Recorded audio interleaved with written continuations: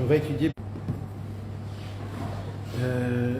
Sichot Haran, comme on a l'habitude, 234. Il y a un Sichot Haran en français?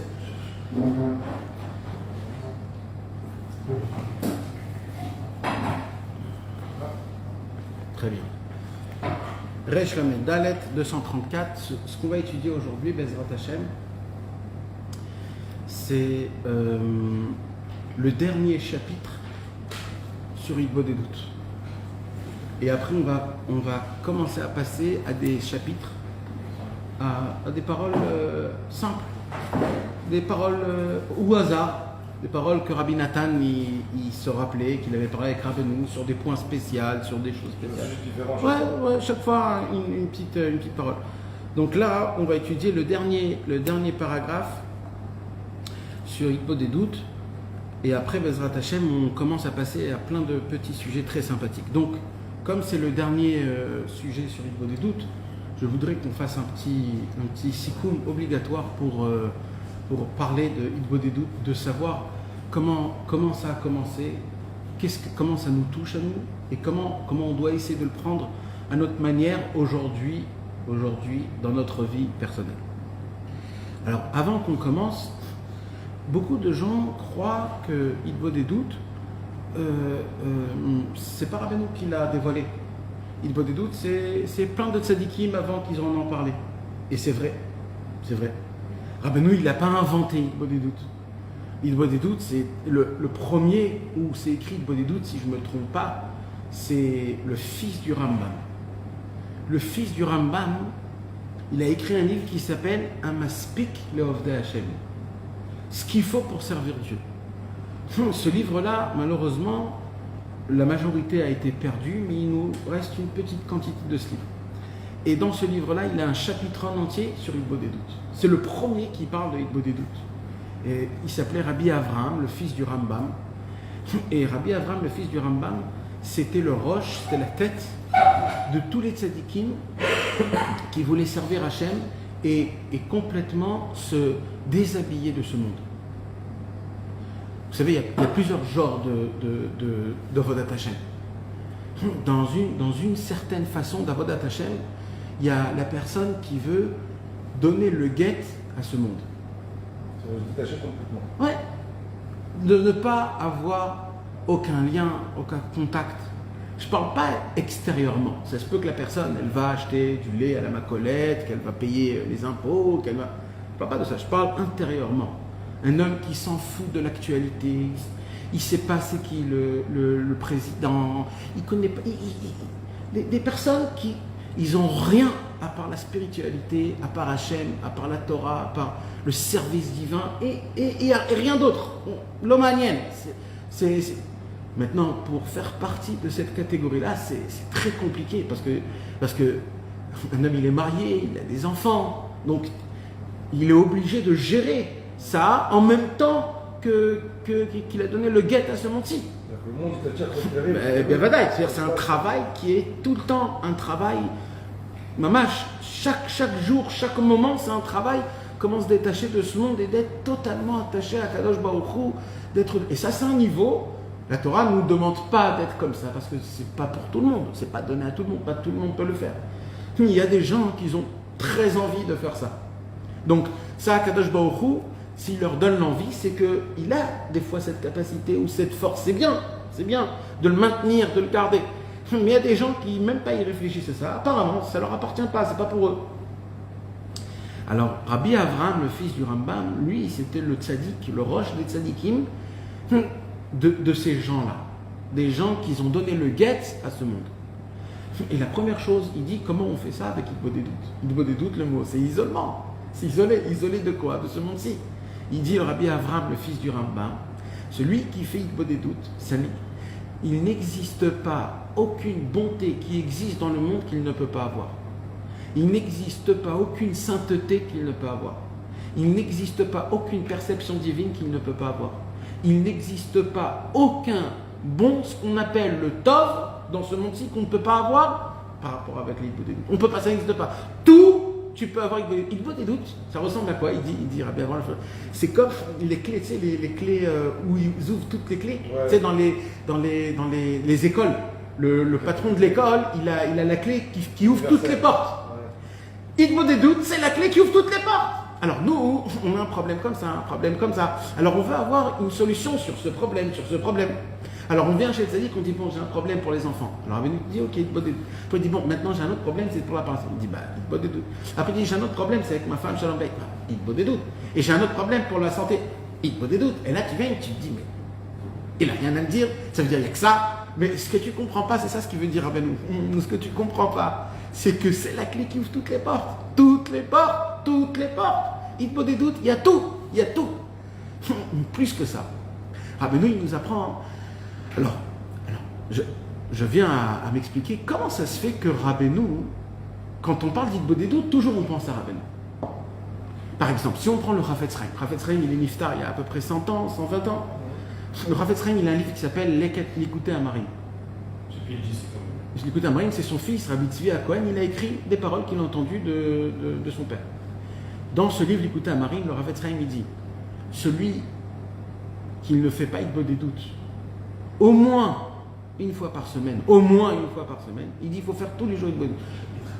Chapitre 10. Au moins une fois par semaine, il dit le Chafetz Chaim, tout ce qu'il fait, il n'y a pas de base, il n'y a pas de socle. Tout c'est bancal. Ça peut. Maintenant, le Chafetz Chaim, c'était à peine il y a 120 ans. D'accord? Maintenant, ça veut dire. Qu'est-ce qui est spécialisé? C'est très important de savoir ça. C'est quoi la spécialité que Rabbeinu a découvert? Qu'est-ce que c'est Hitbodedut? Parce qu'il y a une meyuchadut, il y a une spécialité que Rabbeinu a découvert, que personne au monde a découvert.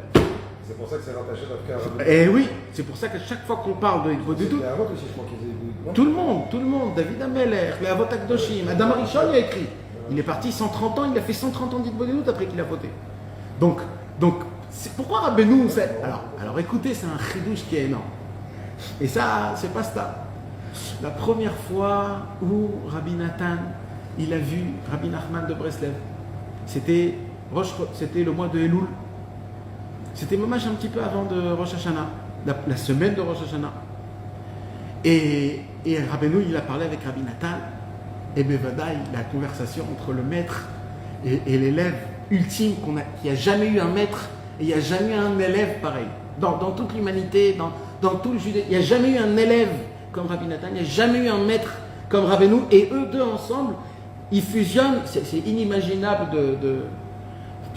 Rabbi Nathan, il commence à raconter un petit peu sa vie à Rabbi Nachman, ses difficultés, son beau-père, la parnassa, sa femme, il n'avait pas d'enfant à cette époque-là.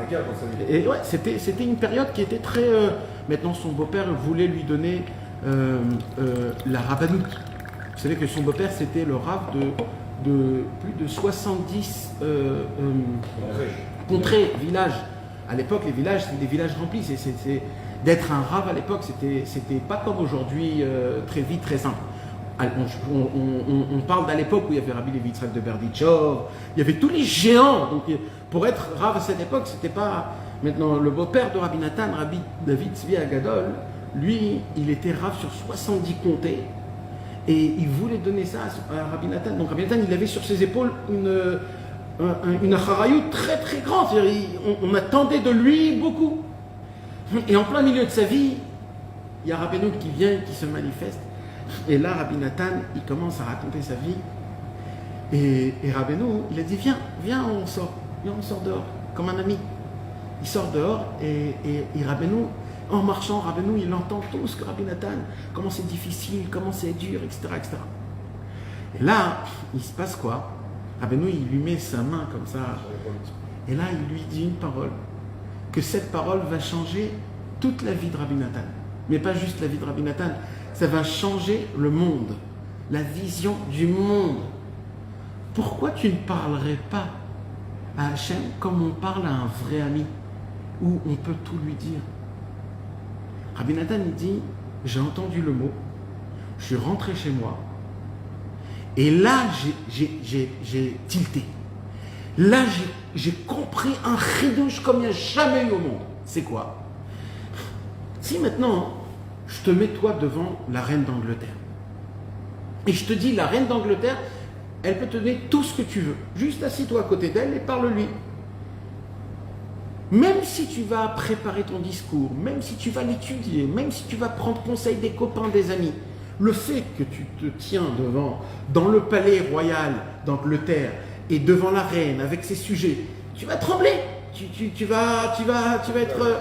D'accord? Maintenant, viens, on prend un très grand juge, ou alors un très grand avocat, ou alors un très grand businessman. Vas-y, fais la même chose. Toujours, tu auras un petit problème, parce que on n'est pas, on dit en hébreu, begova et naïm. On n'est pas le même niveau, on ne se regarde pas dans les mêmes yeux de la même façon. Mais je vais aller pire que là, je vais aller pire que ça. Même le contact. Donc, nous on connaît Hachem, à El, à Gadol, à Gibor, Ve'anora, Melech Elion. On connaît Akadosh Baruch Hu, grand, fort et un roi avec des sujets. Donc, moi aujourd'hui, si tu me dis de parler avec un roi, c'est très compliqué. Je ne peux pas m'exprimer, je ne peux pas. J'ai besoin d'un très très grand travail, sinon je ne peux pas. Alors peut-être, je vais considérer Akadosh Baruch Hu comment? Comme ils ont découvert les tzadikim un peu plus tard. Qu'est-ce qu'ils ont découvert les tzadikim un peu plus tard? Que Hachem Yitbarach, c'est notre papa.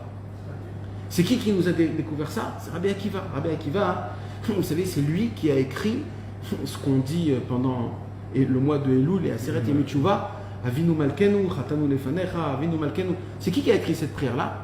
Rabbi Akiva. Rabbi Akiva, il a découvert un nouveau monde. C'est quoi le monde?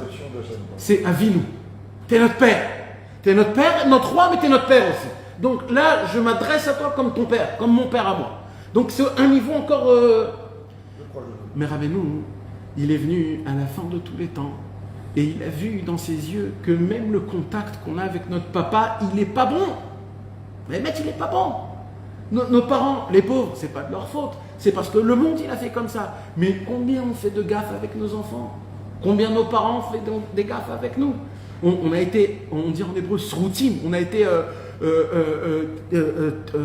traumatisés de cris, ou alors le martinet, ou le... Donc aujourd'hui, on n'a pas cette possibilité de s'asseoir avec son papa et de mamache. Il y a plein de choses qu'on ne peut pas dire. Par contre, il y a une chose que ça n'a pas bougé. C'est le copain. Pas l'ami, le copain. Le copain que jamais il te jugera. Et même s'il te jugera, c'est extérieurement comme ça pour te taquiner. Jamais quand on a un problème, tout de suite on voit qui je peux appeler, avec qui je peux parler, peut-être on peut m'aider. J'ai toujours quelqu'un qui peut m'écouter. Ouais.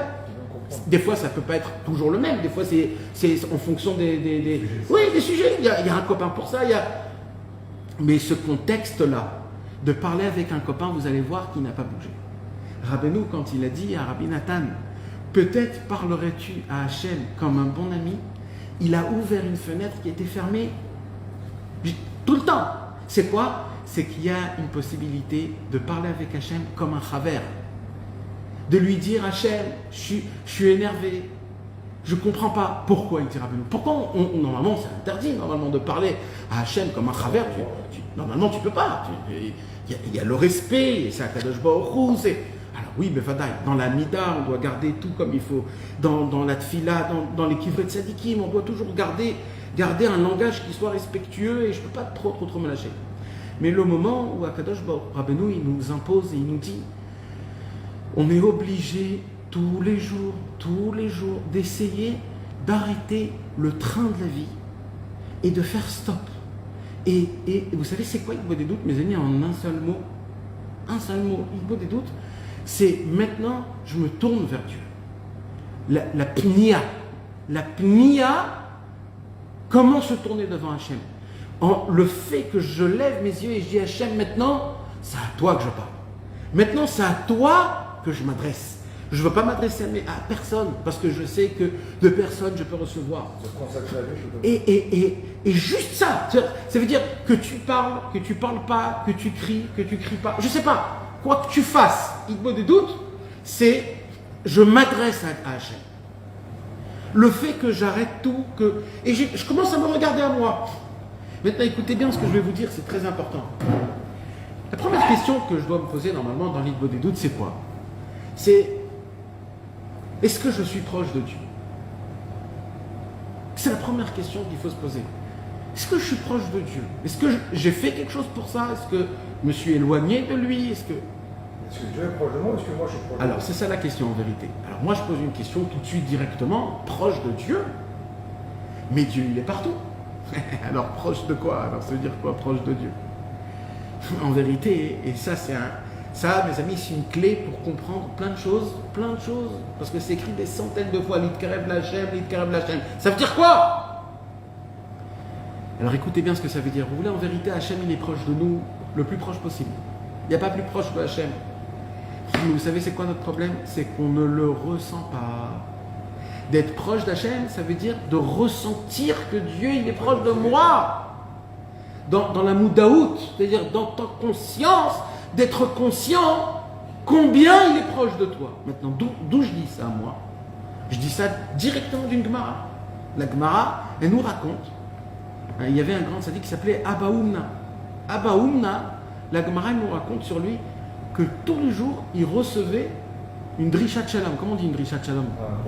Passer bonjour. Un bonjour de Dieu directement. Tous les jours. Abba Oumna, il reçoit un bonjour de Hachem. Shalom. Alors maintenant, je veux comprendre cette Gemara. S'il te pose la question comment ça va, Hachem, il sait tout. Alors pourquoi il te pose comment ça va?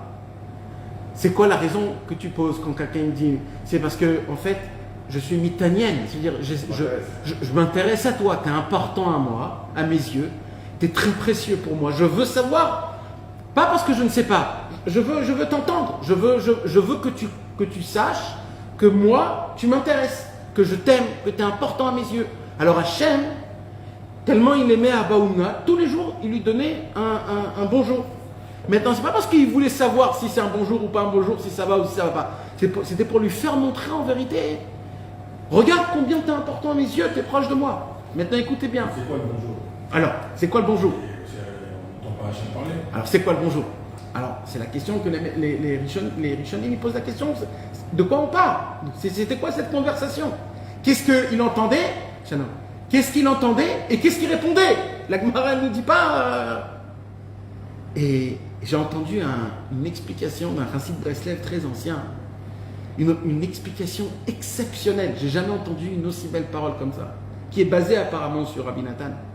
Il disait, c'est pas qu'il entendait une voix dans le ciel en lui disant Shalom Aleichem. C'était pas ça, c'est pas ça le pshat. C'est quoi le pshat? Il disait, c'est qu'il avait la sensation dans son cœur tellement proche, Dieu il était proche de lui, qu'il ressentait tous les jours comme si que Dieu lui disait bonjour, je suis là, t'es important pour moi. Il avait cette sensation le plus fort possible. C'est ça que ça veut dire qu'il recevait une. Et ça, cette explication, tu peux l'adapter à tous les endroits où il y a des histoires comme ça, où tu vois des conversations entre Hachem. Ça veut dire quoi que je suis loin de Dieu? Je suis loin de Dieu, ça veut dire je n'arrive pas à ressentir combien Dieu il est proche de moi. Et j'ai besoin, moi, dans ma vie, d'avoir cette sensation. Obligatoire. Sinon je tourne en rien, en tame pour rien. Donc c'est que nous les fautifs. Exactement. C'est le problème ici, c'est que Hachem, en fait, il nous dit faites pour que vous puissiez me sentir à moi, pour que vous puissiez. Parce qu'Akadosh Baruch Hu, d'une certaine façon, il est un petit peu. Il est dans un problème. Parce que c'est quoi son pire problème? Son pire problème, c'est qu'il veut nous faire montrer son amour et sa bonté qu'il a envers nous, et nous, on ne la comprend pas. Imagine-toi un papa qui a un enfant, qu'il essaye de lui faire montrer de l'amour, et cet enfant, il veut rien entendre, il veut rien savoir, et il croit que son père ou sa mère l'insulte et il l'aime pas. Un homme, il peut devenir fou. Un papa, il devient fou quand il voit quelque chose comme ça. Quelque part, à Kadosh Baruch Hu, quand nous on ne fait pas Hitbodedut des doutes, il est dans cette situation. Parce que vous savez, mes amis, quand on fait Hitbodedut des doutes, on a cette sensation du bonjour. On a le bonjour d'Hachem. Parce que tu es en train de parler, tu converses, il te donne des idées, tu sens la présence d'Hachem. Tu es ma mine dans la Kadosh Baruch Hu. Donc, en vérité, le secret que Rabbeinu il nous dévoile, c'est que ce qu'il a fait Rabbeinu quand il nous a parlé d'Hitbodedut, il n'a pas juste parlé d'Hitbodedut, il a fait rabaisser l'Hitbodedut même aux gens les plus bas, les plus bas, les plus bas, les plus bas. Tu peux parler avec le Dieu de tous les dieux comme tu parles à un ami. Ça veut dire quoi? Ça veut dire enlève tout ce que tu as. Il n'y a pas de règles. Il n'y a pas de règles. Bien sûr, il y a des règles. Mais même les règles, la première règle, c'est qu'il n'y a pas de règles. Après, il y a des règles. Mais Hitbodedut, c'est juste lâche-toi et adresse-toi vers Akadosh Baruch Hu. Devant personne d'autre, personne d'autre. Et ça, mes amis, c'est un chidouche qui est énorme. C'est pour ça que chaque fois qu'on parle d'Hitbodedut, on le met sur Rabbeinu. Pourquoi? Parce que Rabbeinu, c'est le seul qui l'a rabaissé à notre niveau, au niveau le plus bas, le plus bas, le plus bas. Le Midrash, dans le Midrash Tanchuma, il l'a écrit là-bas, hein, je vous l'ai déjà dit, mais dans le Midrash Tanchuma, il donne une explication plus grande. Le Midrash Tanchuma, il dit aux pochés Israël, les pochés Israël, ceux qui ne font pas Torah ou mitzvot et qui ne sont pas religieux, ou ils ont cette étiquette qu'on appelle poché Israël, c'est très grave, c'est-à-dire c'est des fauteurs. Alors il dit, qu'est-ce qui se passe quand un poché Israël il parle à Hachem? Écoutez bien mes amis le Midrash. Le Midrash il dit, au moment où un juif il parle à Dieu, une conversation, je parle pas Shacharit Mincha Arvit, je parle une conversation de soi-même.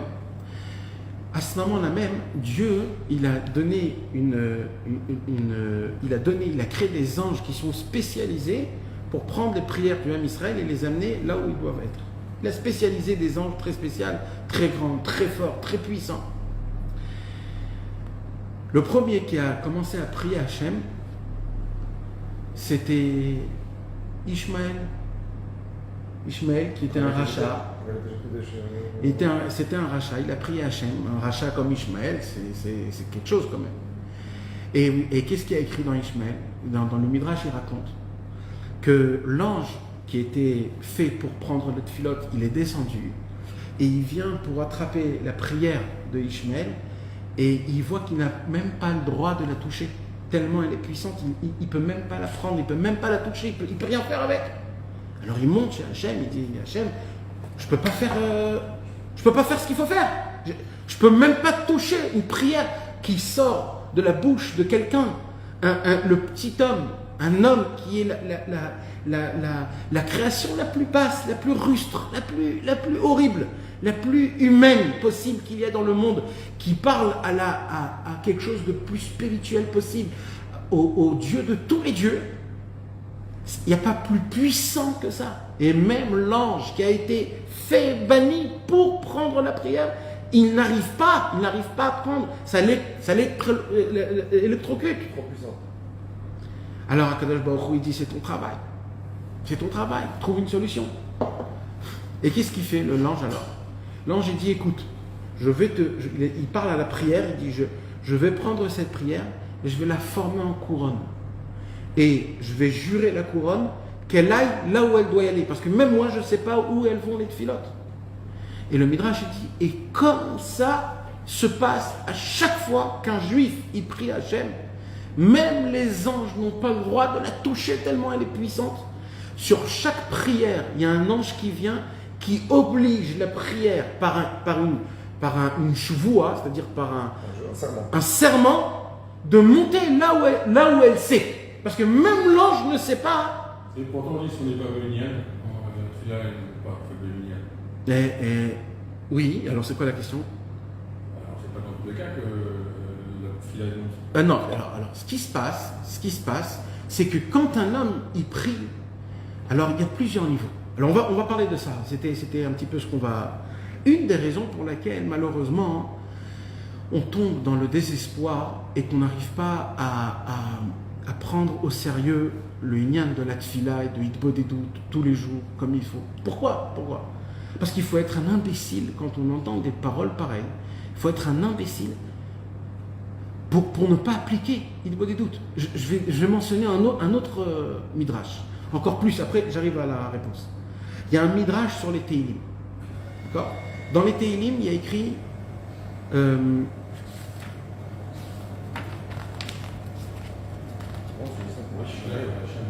Ishmaël, c'était. Catastrophe de catastrophe. Il y a un passouk dans les Tehillim, mais non. Dans le psaume 68, hein, dans le psaume 68, il est écrit Im tishkevun ben sfataim.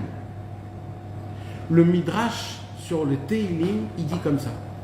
Akadosh Baruch Hu a créé un ange qui est tout petit, de 1 cm. 1 cm. Cet ange-là, il est où? C'est où qu'il se maintient? Il se maintient entre les lèvres. Tout le temps. C'est quoi son travail à lui? C'est au moment où un juif, il commence à prier, son travail à lui, c'est de monter dans le ciel et de dire à Hachem, Hachem, un tel fils d'un tel est pris. Et pourquoi il doit lui dire ça? Pas parce que pour que Dieu l'entende. Dieu entend toutes les prières sans aucun. C'est parce que Akadosh Baruch Hu lui a dit, je veux embrasser les lèvres au moment où un homme il fait sa prière. Au moment où un homme s'adresse à Akadosh Baruch Hu, à ce moment-là même, il y a Akadosh Baruch Hu, il l'embrasse. Donc, imagine-toi un petit peu de quoi on parle. C'est-à-dire, de quoi on parle. Hachem, c'est pas quelque chose qu'on a inventé. Ça existe réel, c'est mamage, c'est réel. C'est une vérité qui est absolue. Il a créé le monde en entier, les astres, et le cosmos, c'est tout. C'est cette même chose, elle vient m'embrasser parce que je prie à Kadosh Baruch Hu. Ça veut dire, il faut être un imbécile pour ne pas comprendre combien c'est important l'Igbo des doutes. Alors, la question qui vient et qui se pose, je reviens à la question, c'est comment c'est possible que malheureusement on n'arrive pas à maintenir ça comme il faut. Comment j'arrive encore et je vois que le Yetzer Hara, il a encore cette possibilité de me mettre le doute, ou alors d'être fatigué, d'être lourd, d'être fainéant, de me dire bon, demain ou après-demain, ou alors de commencer à faire et vite fait de désespérer, de dire bon, j'arrive pas à parler, j'ai pas le temps, je trouve pas. Comment c'est possible ça? Alors Rabbeinu, il a répondu à ça déjà. Donc, on l'a étudié il y a quelques sirotes avant. Rabbeinu a dit, c'est parce qu'on voit qu'on prie et ça ne marche pas. Ouais, ça décourage. Ça décourage. Comment ça commence par quoi? Ça commence déjà par le Shmona Esrei, la Hamida qu'on fait. Ça fait combien de temps qu'on fait l'Hamida? Depuis tout petit, on fait l'Hamida. 3 fois par jour, on fait l'Hamida. Qu'est-ce qu'on dit dans l'Hamida? Refaenu, Atachonen Ladamda, Hashivenu Bitshuva, Shma Kolenu. On demande tellement de choses et on se dit, on ne voit pas qu'il y a quelque chose qui se passe. On est ma'amine qu'il se passe quelque chose. On est ma'amine un petit peu, on a la foi que ça se pourrait qu'il devrait se passer un paquet de choses pas bien et que grâce à ça, ça m'a enlevé. Mais quand même, ça veut dire il y a quand même des fois où tu te dis je vois pas que ça marche. C'est-à-dire il y a un problème. Ça c'est une chose. Deuxièmement, les fois où vraiment tu as prié, Rabbeinu il a dit et ça a marché. Rabbeinu il dit le Yetzer Hara, il a un chayal, il a un soldat qui lui appartient à lui, c'est de nous faire oublier toutes les fois qu'Akadosh Baruch Hu nous a répondu. Donc déjà on a un problème, c'est qu'on se rappelle que des fois où on a prié et on n'a pas été reçu. C'est déjà un problème. Toutes les fois, parce que mes amis, obligatoirement, c'est obligé qu'il y a eu des fois où on a prié, Hachem nous a aidés. Plein de fois on a vu des choses où même s'il ne nous a pas aidés dans le concret, il nous a aidés dans l'ensemble, où ça a été plus facile, où les problèmes ils se sont arrêtés, il y a une autre chose qui a commencé. Ça veut dire, malheureusement, on n'est pas là, on ne regarde pas et on n'apprécie pas, malheureusement, tous les cadeaux qu'Akadosh Baruch Hu nous donne. Parce qu'il y a un Yetzer Hara. Hein? Il y a un chouan qui disait qu'on devrait les écrire. Ben vadaï, nahon, pour remercier Akadosh Baruch Hu. Ça fait partie des remerciements qu'on est obligé d'en parler.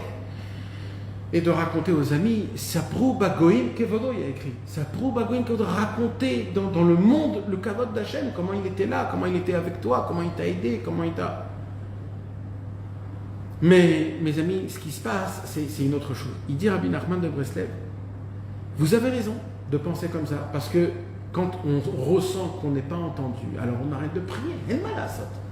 Même si, par exemple, tu viens dans un moment spécial, chez un très grand riche, où on te promet que si tu vas parler à ce riche pourra te donner une somme d'argent. D'accord. Toi, tu as tout fait comme il faut. Tu as les papiers, tu as le discours, tu as l'habit, tu as tout fait comme il faut. Mais le problème, c'est que tu frappes à la porte. Le mec, il n'est pas là, donc c'est qui le problème? C'est pas moi le problème, c'est toi le problème. Moi, j'ai tout.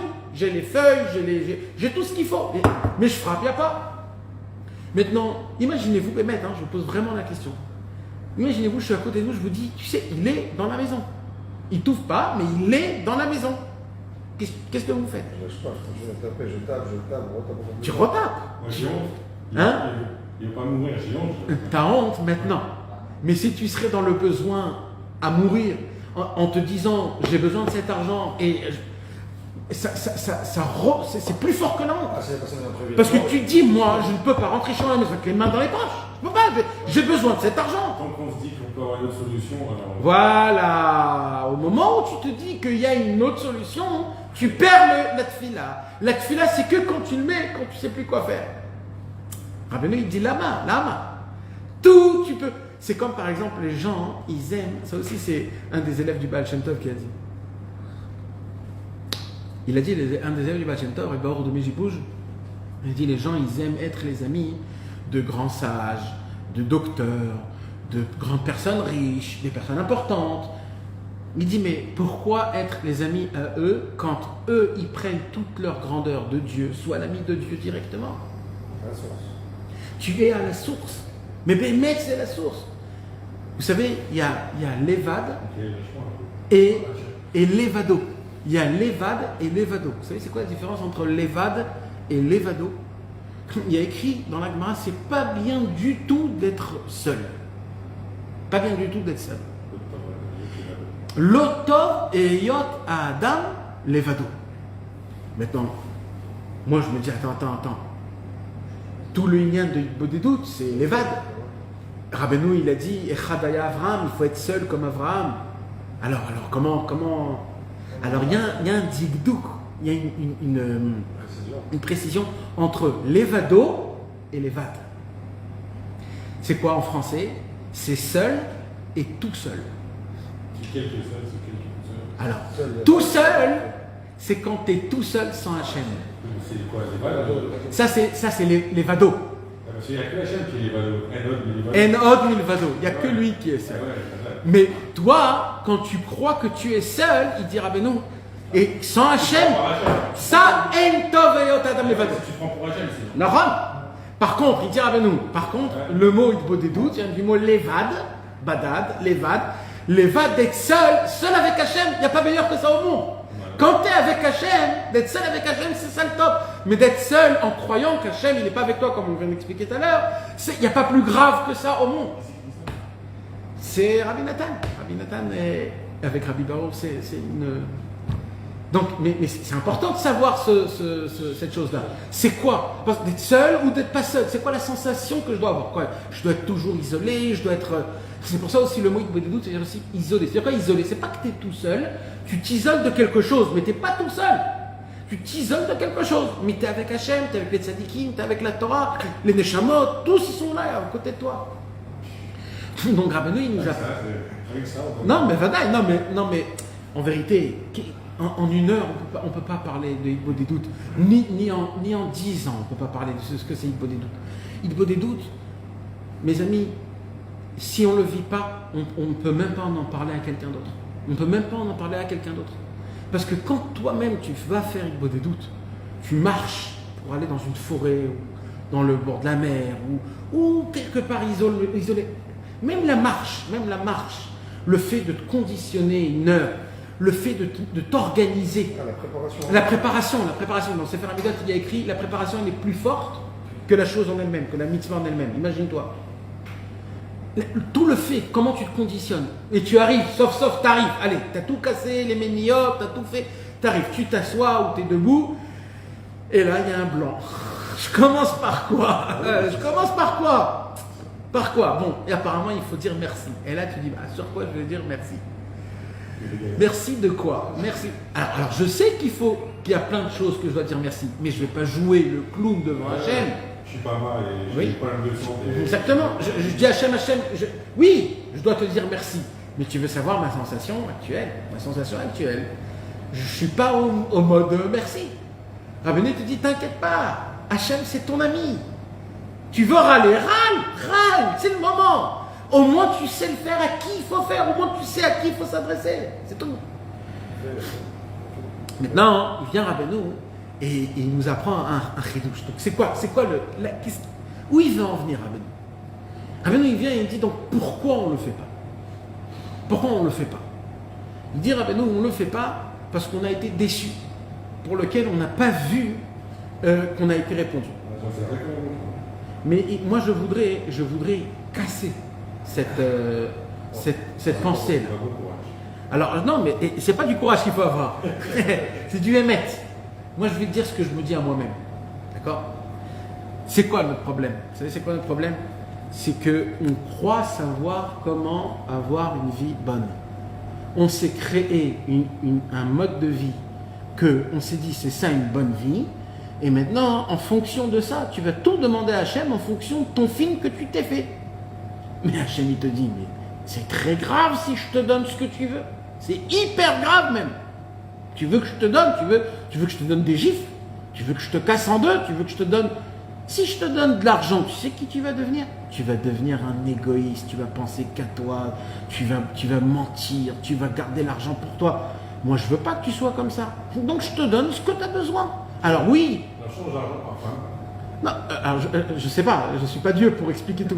Mais ce qui est certain, c'est que Akadosh Baruch Hu, il sait très bien à qui donner, quoi donner, comment donner et quand donner. Une fois que tu es vieux, tu n'as plus besoin de faire. T'es vieux.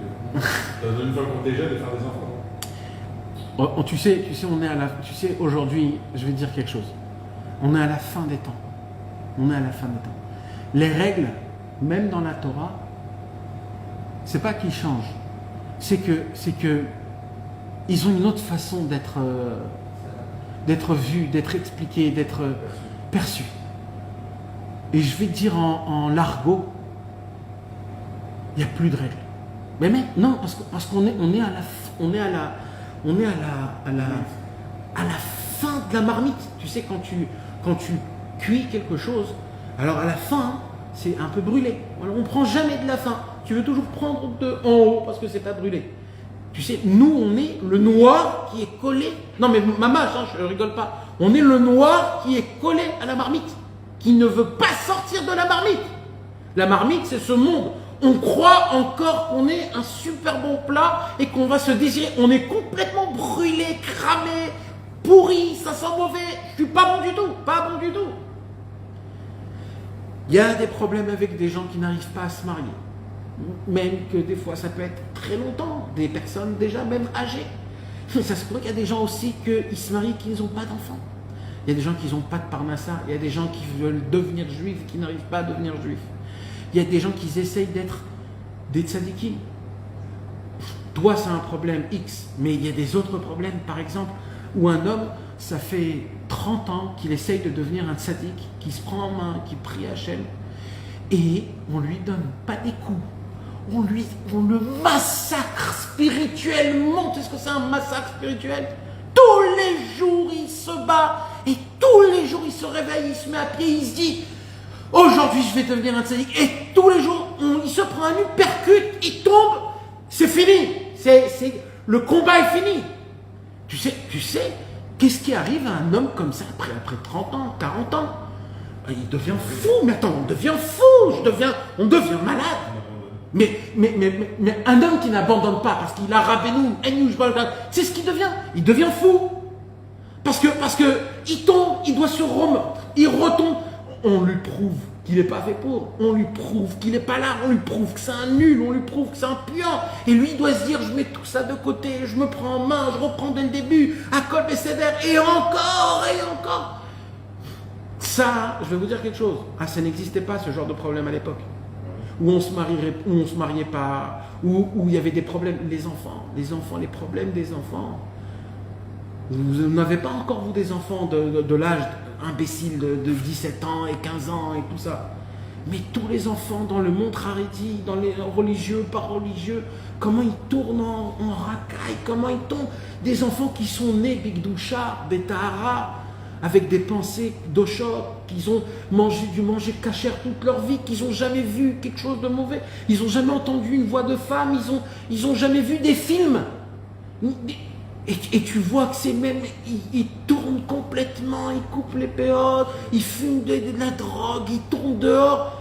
Et tu te dis, mais alors à l'époque, on disait, ils ont reçu une mauvaise éducation. C'est les anciens de l'éducation des enfants. Mais aujourd'hui, tu ne peux plus dire ça sur les enfants parce que tu vois des avrichim, des gens qui prient avec Yirat Shamayim, tout, la mère, et les enfants, tu sais pas, il n'y a aucune explication. Internet, comment ça rentre dans ta vie, dans ton lit, ça devient une conversation que tu parles avec ta femme. On n'est pas dans une situation qui est au top, il faut le savoir. On est les derniers guerriers. On est la dernière ligne. Tu sais qui on est? Je vais te dire qui on est. Akadosh Baruch Hu, il a envoyé tous ses chayalim, tous ses soldats. En premier, il a envoyé les généraux, les capitaines, les maréchals. Ils ont fait un massacre. Ils ont fait un massacre contre les mauvaises forces. Ils ont enlevé le Yetzer Hara de la Avodah Zara.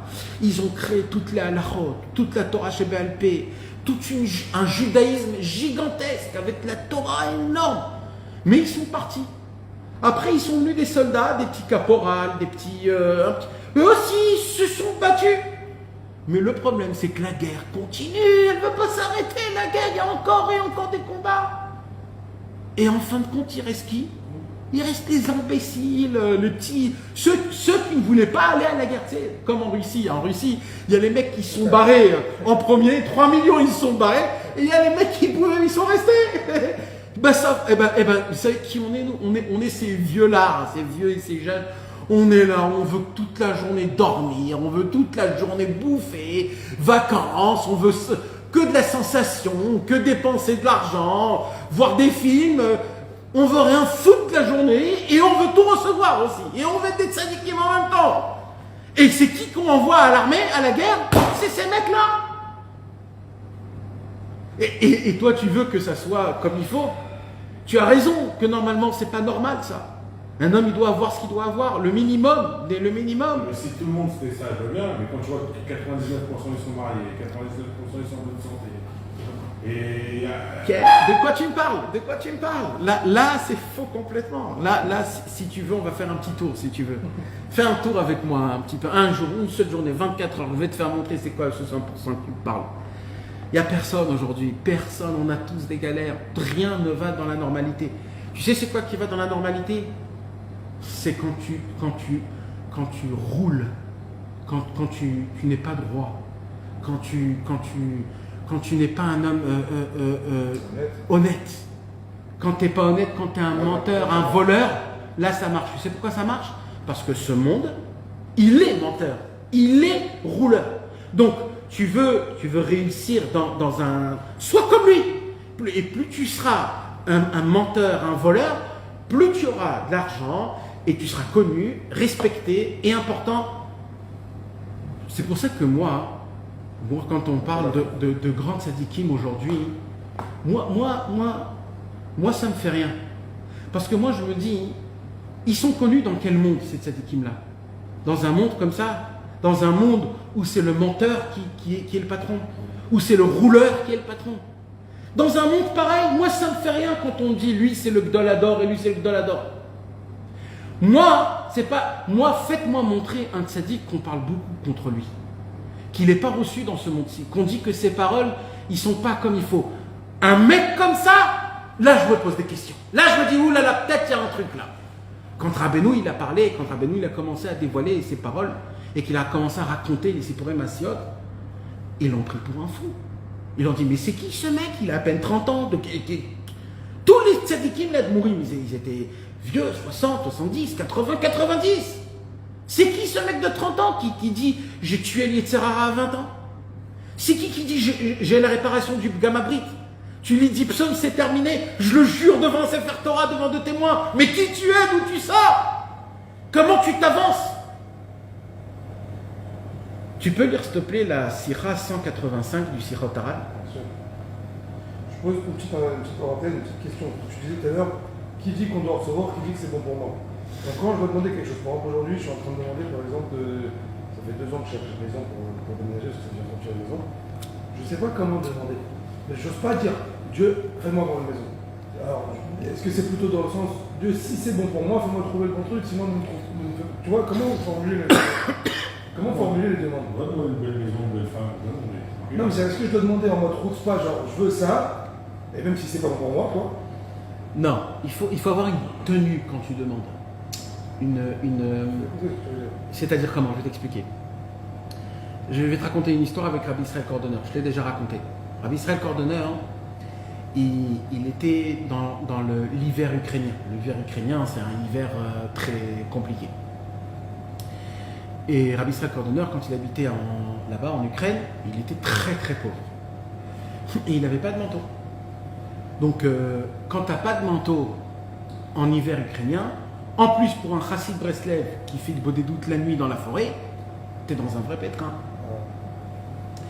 Alors, un jour, on a entendu Rabbi Israël Cordonneur, en pleine nuit de bodé doute, demander à Hachem, en lui disant comme ça, Hachem, Ribono Shel Olam, regarde. Moi, j'ai besoin d'un manteau. J'ai besoin d'un manteau, il fait froid. J'ai besoin d'un manteau. Si toi, tu crois que j'ai pas besoin de manteau, je suis mécabel. Mais il faut que tu me fasses rentrer dans ma tête. Il faut que je le comprenne que j'ai pas besoin. Mais tant que tu m'as pas donné cette conscience-là, pendant ce temps-là, envoie-moi le manteau. Mais ou tu me donnes du date que j'ai pas besoin de manteau, ou tu me donnes le manteau, mais ne me laisse pas comme ça. Là, ça, c'est un homme qui se remet totalement à Kadosh Baruch Hu. C'est-à-dire, il ne le laisse pas. Toi, tu dois te poser la question, j'ai besoin d'une maison. Donc toi, tu dois te dire, Hachem, pourquoi d'abord tu as besoin d'une maison? Tu dois te poser cette question, non, toi-même. Pourquoi? Déjà, tu as besoin, tu n'as pas besoin, tu veux changer, tu veux pas changer. Déjà, en fonction de ça, tu vas découvrir que c'est des sensations personnelles de toi et de ta femme. Et là, tu vas dire, Hachem, peut-être change ma sensation, parce qu'au moment où tu changes ma sensation, ce serait OK. Ou alors, fais-moi trouver une maison. Mais je ne peux pas rester dans les deux.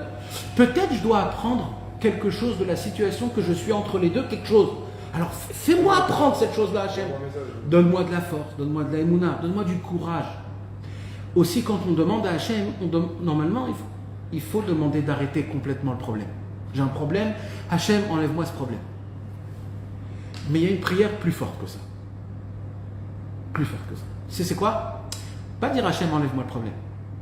Hachem, donne-moi le courage, la force et la foi de passer le problème. De rentrer dedans et d'en sortir. Avec toi. Gam qui est l'air begetz al mavet, loïrara. David Ameler, il n'a pas dit sauve-moi de Shaoul, sauve-moi de Achitophel. Il a dit quoi? Il a dit Hachem, quand je vais marcher dans les routes de la mort, juste sois avec moi. Qu'est-ce qu'on a dit? C'est que sois avec moi, ça veut dire quoi? Je ne vais pas contourner, mais je vais être avec toi. Ça veut dire quoi d'après ce qu'on vient d'expliquer au tout début du cours? C'est que David Ameler, il voulait Hachem est toujours avec lui. Toujours il est avec nous, Hachem. Alors c'est quoi qu'on a expliqué tout à l'heure? De ressentir qu'il est proche de moi. Parce que quand tu ressens qu'il est proche de toi, tu es le plus fort du monde. Alors, donc encore, tu comprends, c'est quoi la prière? La prière, c'est donne-moi de la force, du courage et de la foi pour rentrer. Mais vadaï, c'est les vieux qui disent Hachem, moi je suis fatigué, enlève-moi ce problème. C'est les vieux. Mais nous on est des combattants, les gars. Ouais, mais on est des combattants. Vous savez, mes amis, si on a eu le mérite de connaître Rabbi Nachman, de connaître un petit peu, d'écouter un petit peu, d'entendre un petit peu les paroles de Rabbi Nachman, c'est pas pour rien. C'est que Hachem nous a choisis. Il nous a dit, toi, pour moi, t'es un caporal.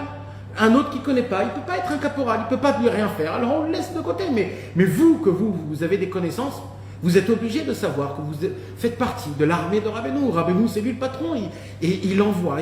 Et nous, on ne doit pas se rabaisser, on doit se dire j'ai les forces, j'ai les épaules, j'ai sur qui m'appuyer. Et avoir la émouna, continuer, d'avancer, un marteau-piqueur. Écoute, regarde la Torah 185, lis-la à voix haute et chaque mot, regarde chaque mot. Rabbeinu disait qu'il connaissait la racine de chaque âme du peuple d'Israël. Attends, pardon, c'est pas celle-là.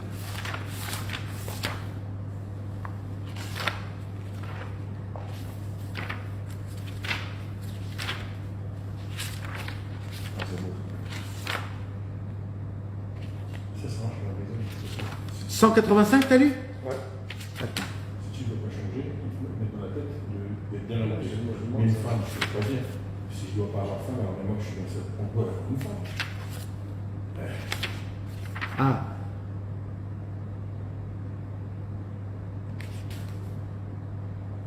Alors attends, c'est en plein milieu de la 185.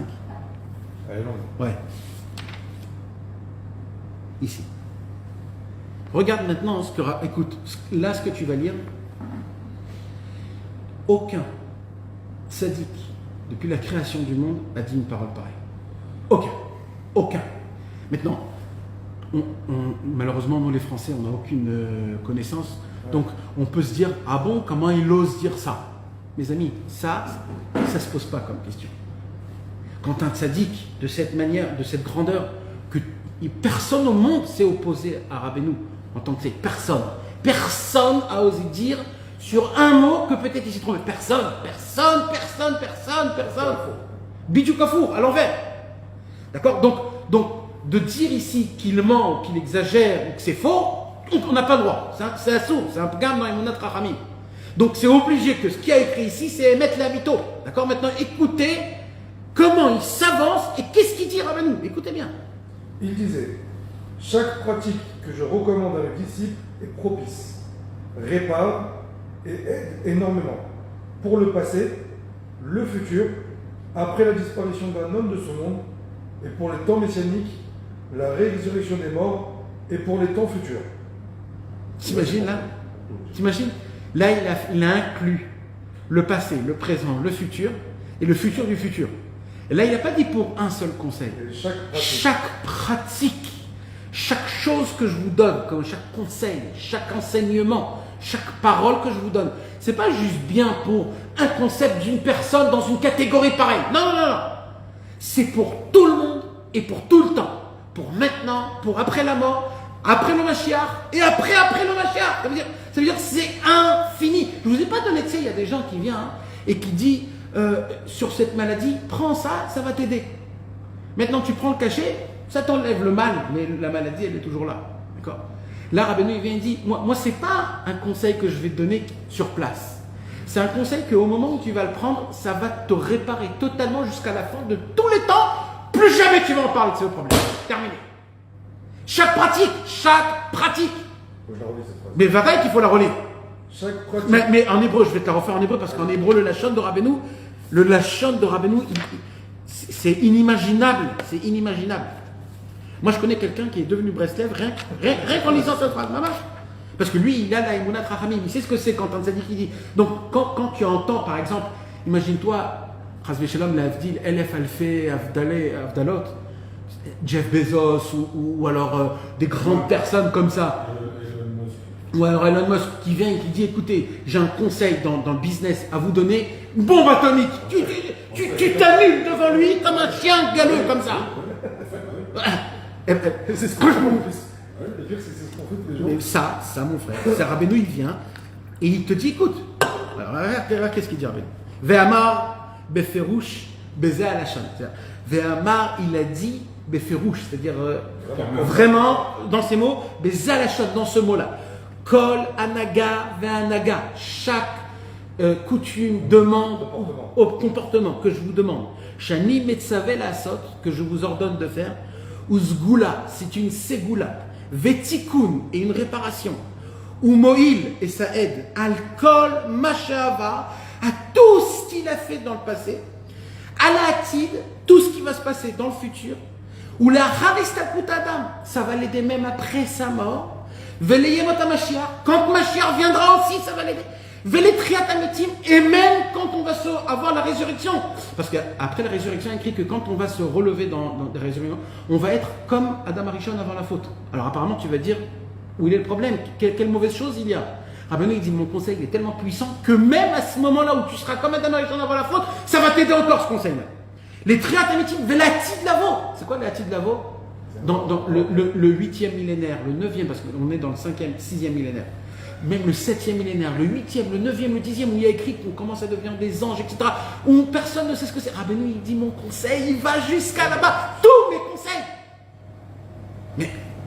Mais à qui on a affaire? À qui on a affaire, les gars?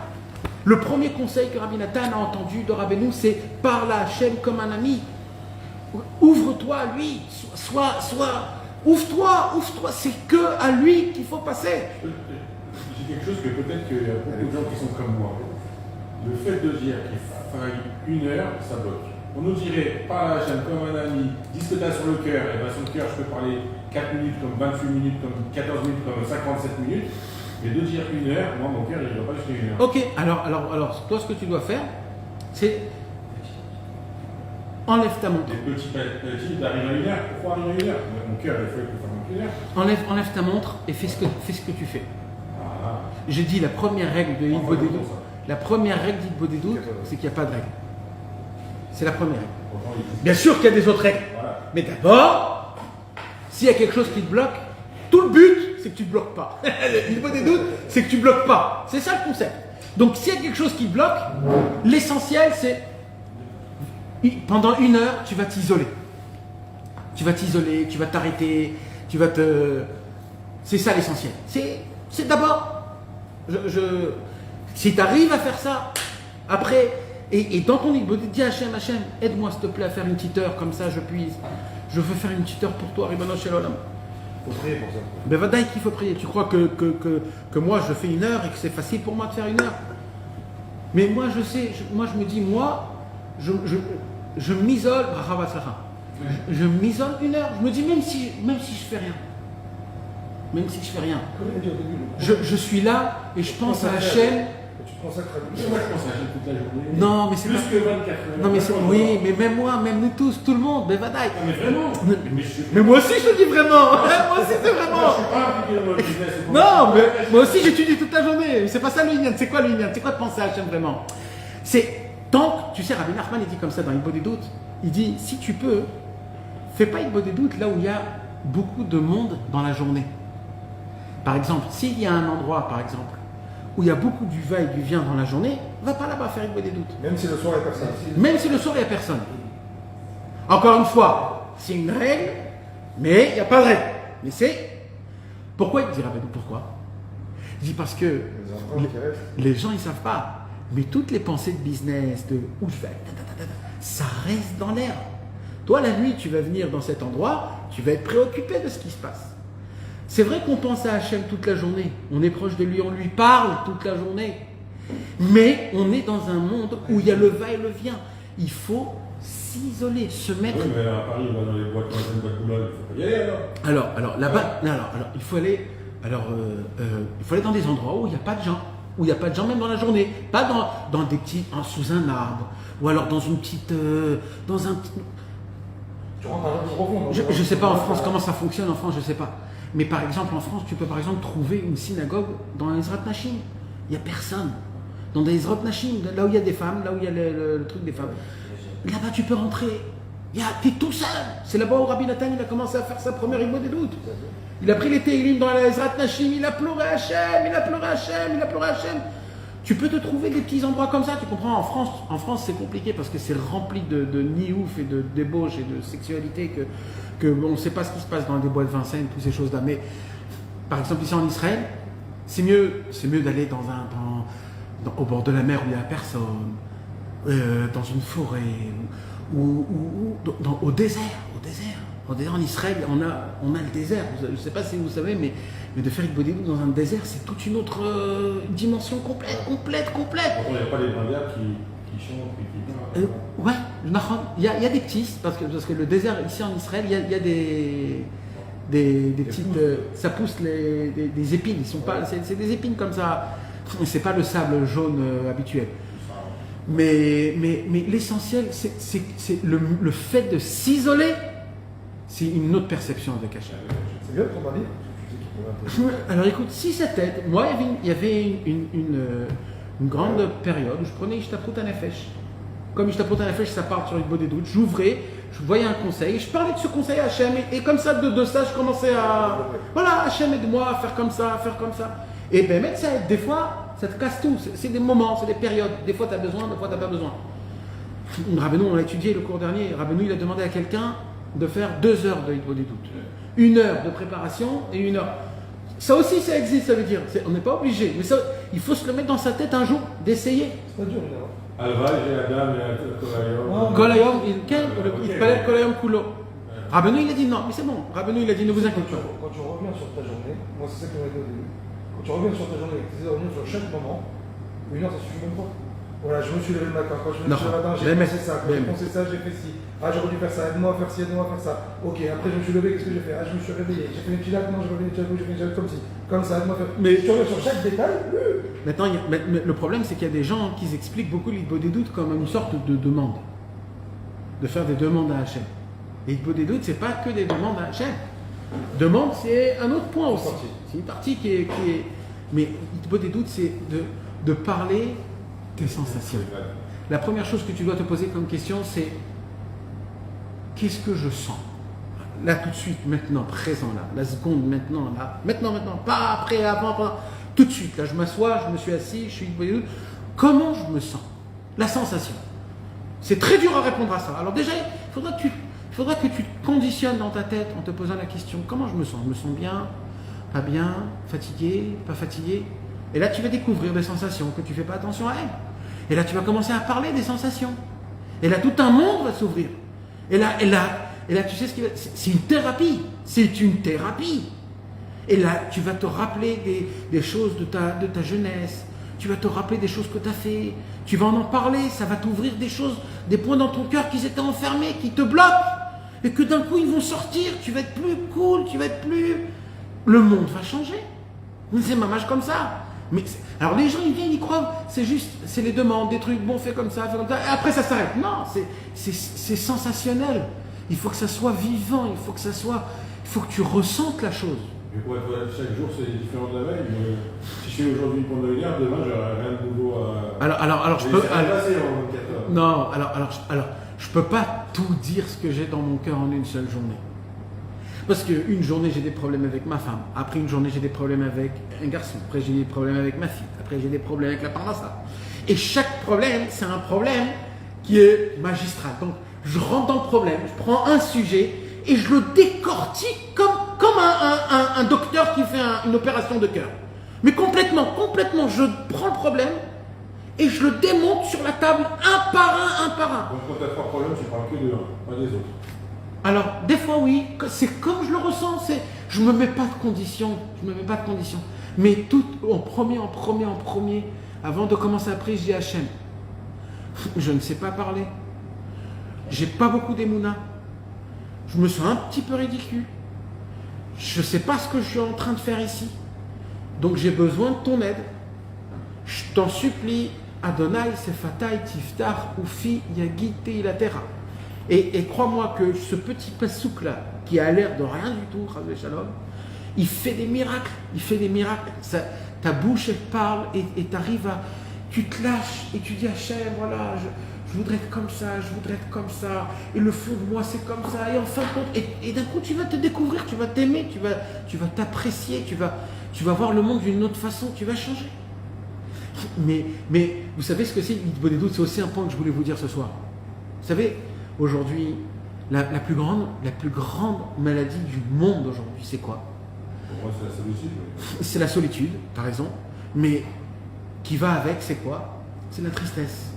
C'est la mélancolie. Donc, c'est qui aujourd'hui qui fait le maximum d'argent aujourd'hui? Ce sont les psychiatres et les psychologues. D'accord? En Amérique, si tu n'as pas un psychiatre ou un psychologue, exactement. Si tu n'es pas suivi, il faut se faire exactement. Maintenant, vous savez, mes amis, rien n'est pour rien. Hachem, il nous parle à travers ce qui se passe dans le monde. Comment c'est possible qu'aujourd'hui, le monde en entier s'assoit devant un psychiatre ou un psychologue? Ils payent des fortunes. Et eux, ils sont là et jamais ils donnent des conseils. Ils s'assoient pendant 1 heure, ils t'écoutent et après ils disent bon, on va se revoir demain. Mais ça veut dire le mec pour rien, ça veut dire rien, il te dit peut-être fais comme ça, peut-être, et ça marche pas, et tu reviens et tu repayes. Et ça veut dire, comme on est des malades mentaux. Qu'est-ce qu'il veut Hachem? Quand il nous emmène dans des endroits pareils? C'est quoi qu'il veut nous dire? Psychologiquement, le presque se libérer comme ça. Alors mes amis, il faut savoir une chose. On a un vrai problème, l'humanité d'aujourd'hui, à cause de la vitesse, comment tout va vite, Internet et les films et tout ça, etc. C'est qu'on n'arrive plus à entendre, à converser avec notre corps. On ne fait plus attention à ce que notre corps il ressent. C'est quoi la sensation que tu avais quand tu as fait le kidouche? Même toi, de quoi tu me parles? Je sais même pas, j'ai même pas de quoi tu me parles. C'est quoi la sensation que tu as eue quand tu as étudié ce matin? Je sais pas, j'ai étudié, puis c'est tout. C'est quoi le... Mais c'est pas comme ça normalement. Normalement, on doit avoir une sensation sur chaque chose. Quand tu manges une pkaïla, tu as une sensation. Quand tu manges des couscous boulettes, tu as une sensation. Alors, tu sais quand tu veux une pizza ou alors quand tu veux de la viande. Le tu fait veux... de faire ça, je me rappelle encore. Voilà. Ce matin, je me rappelle. Alors, Rabbeinu, il nous dit on a un problème avec le fait qu'on n'est pas kachouv, on dit kachouv en hébreu, c'est-à-dire j'entends pas l'expression de mon corps. Et mon corps, il s'exprime énormément. Et c'est à cause de ça que je dois y aller chez un psychiatre, chez un psychologue, ou alors que je pleure, ou alors que je dois avoir des copines, ou alors je dois toujours pourquoi? Parce que... Alors Rabbeinu, il dit, vous savez, c'est quoi la solution? Il dit Rabbeinu. Il dit Rabbeinu, vous allez apprendre à vous exprimer. Idbo des doutes, c'est savoir s'exprimer. C'est apprendre qui je suis. Qu'est-ce que je ressens? Je suis content ou je suis pas content? Quand je vais dans un endroit, je suis content ou je suis pas content? J'y vais parce que c'est lui qui m'a demandé ou c'est parce que c'est moi qui a décidé? Je le fais pour moi ou pour lui? On ne sait même pas ce qu'on fait quand on fait, si on le fait pour quelqu'un d'autre ou pour soi-même. Après, quand tu n'arrives plus à le faire, tu te dis pourquoi je n'arrive plus à le faire? Pose-toi déjà pourquoi tu l'as fait depuis le départ. C'est tellement important ces points-là. C'est que l'Idbo des doutes qui peut t'aider, dit Rabbeinu. Vous savez, mes amis, notre plus grand maître qu'on a eu de tous les temps, c'était Rabbi Akiva. Le maître de Rabbi Shimon Bar Yochai. Presque quand Moshe Rabbeinu, il a vu Rabbi Akiva, même Moshe Rabbeinu, il était... Il a vu la Torah. Ouais, il était bouleversé de Rabbi Akiva. Il ne comprenait pas un seul mot de la dracha de Rabbi Akiva. Tu t'imagines, Moshe Rabbeinu, il ne comprend pas la dracha de Rabbi Akiva. D'ailleurs, j'ai adoré le cours que tu as fait sur quand il est monté. Ouais. Ça, il faut que tout le monde l'écoute, ce cours. D'accord. Alors, vous savez, Rabbi Akiva, il a commencé sa vie pas dans le chemin de la Torah. Rabbi Akiva a commencé son chemin de la vie en détestant les lamdanim et les chachamim. Comment on arrive à une situation de détester? Comment? Qu'est-ce qui se passe? C'est un traumatisme. C'est sûr qu'il s'est passé quelque chose pour qu'il les déteste. On ne peut pas détester pour rien. Vous savez, Rabbi Akiva, mes amis, il n'arrivait pas à étudier la Torah quand il était tout jeune. Il n'arrivait pas. Et les chachamim de son époque, ils sont venus, ils lui ont dit, toi, tu n'as rien à faire ici, jamais tu pourras étudier la Torah, va la bourrer, c'est mieux pour toi.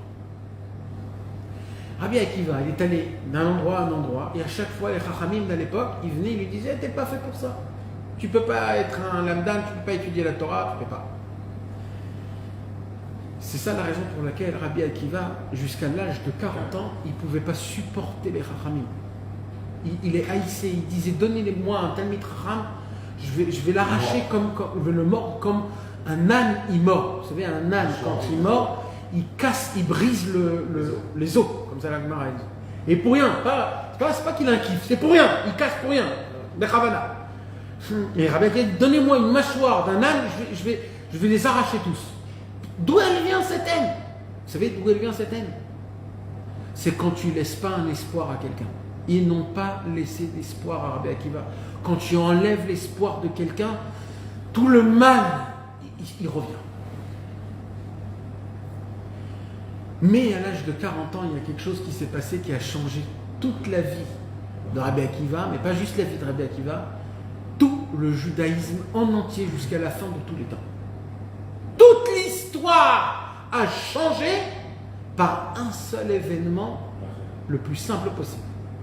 Un seul événement, tout a changé, mes amis. Vous savez, normalement, la première chose qu'on doit étudier quand on rentre dans la Vodat Hashem, c'est que ça qu'il faut étudier. Parce que Rabbi Akiva a changé toute sa perception, sa vision, tout à travers quelque chose qui s'est passé. Tout le cours de l'histoire, de toutes les guerres, tout ce qui s'est passé, tout. Un jour, Rabbi Akiva, il marche dehors, et quand il marche dehors, il voit un rocher. Et il voit que le rocher, il est percé. Et par quoi il est percé, le rocher? Par une goutte qui tombe. Donc il s'est dit comme ça, il s'est dit, si la goutte, elle tombe comme ça tout le temps, sans s'arrêter, c'est qu'apparemment, c'est elle qui a fait le trou. C'est elle qui a fait le trou dans le rocher. Si l'eau, qui est aussi fin, doux, souple, pas dur, a pu créer un trou dans une roche, que c'est la matière la plus dure qu'on connaît aujourd'hui. Ça veut dire dans le... Comment c'est possible? Donc la Torah, qui est équivalente à l'eau, mais Vataï, qu'elle a la possibilité de percer un trou dans mon cœur qui est un cœur de pierre. Rabbi Nathan, il vient, il dit, moi, je ne comprends pas cette histoire. Moi, je ne comprends pas cette histoire. Quoi, il ne savait pas, Rabbi Akiva, c'était un imbécile, il ne savait pas que l'eau, si elle tombe comme ça, elle fait... Qui ne sait pas ça? Tout le monde le sait, ça. Il y a un gars, comment on dit, un jardin en Amérique, en Californie. Quelqu'un m'a envoyé la vidéo. Si je la retrouve, je vais vous l'envoyer. Où là-bas, tu passes dans un jardin et ils ont mis des pierres et ils ont écrit l'eau qui tombe, 15 ans, 20 ans, 50 ans. Et tu vois, mamache, le trou que l'eau, elle fait dans chaque pierre. Et tu vois, en fur et à mesure des années, comment le trou, mamache, tu le vois devant tes yeux, tu le vois, mamache. Et Rabbi Nathan dit, moi, je ne comprends pas cette histoire. Je sais, qu'est-ce que Rabbi Akiva a vu? Moi aussi, je veux savoir ce qu'il a vu. Moi aussi, je veux faire tes chouvas comme Rabbi Akiva. Qu'est-ce qu'il a vu là-bas, Rabbi Akiva? Et Rabbi Nathan nous donne 3 anecdotes inimaginables, tellement importantes, il faut graver ça dans notre cerveau, dans notre cœur toute la vie. Il a dit, en fait, Rabbi Akiva, il a eu réponse à toutes les questions qui s'est posées depuis son enfance. Quoi? Il a découvert quelque chose. En première, il a découvert que s'il y a quelque chose de régulier, il n'y a pas plus fort que régulier. C'est quoi qui fait en sorte que la goutte, elle crée le trou dans la pierre?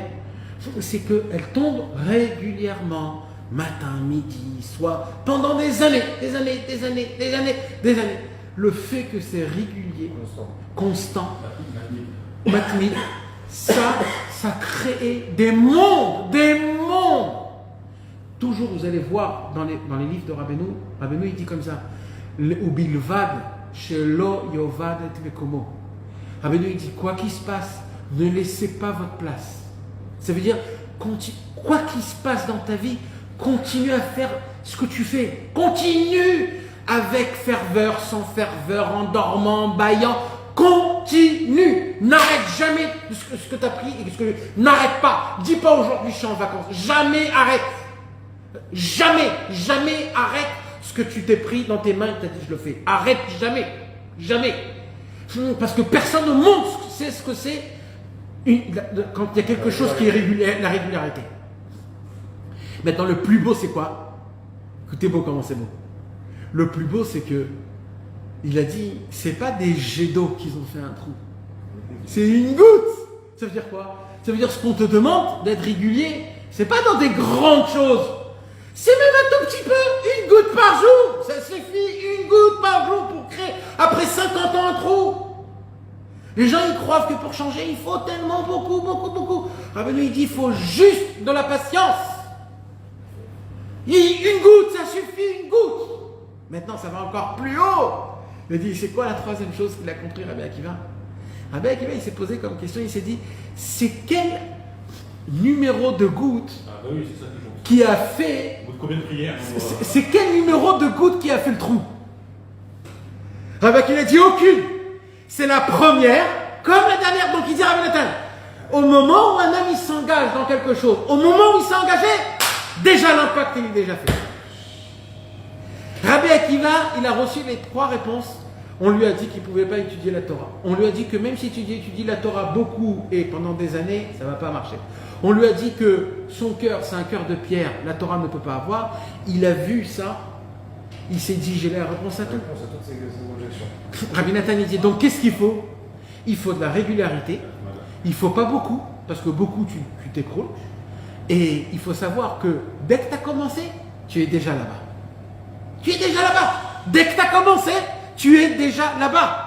Au moment où un homme il se dit, je prends sur moi une bonne doute, même pas 1 heure, mais je prends sur moi une bonne doute jusqu'à la fin de ma vie, sache une chose, au moment où tu commences ton bonne doute, c'est compté comme si tu es à la fin, au moment où tu as déjà tout terminé. C'est inimaginable, c'est inimaginable. Rabbeinu, il dit, au moment où tu sais ça, il dit Rabbeinu, au moment où tu sais ça, il n'y a plus d'excuses sur bonne doute. Il n'y a plus d'excuses. Il dit Rabbeinu comme ça dans la Sira 235. On est dans la Sira 34.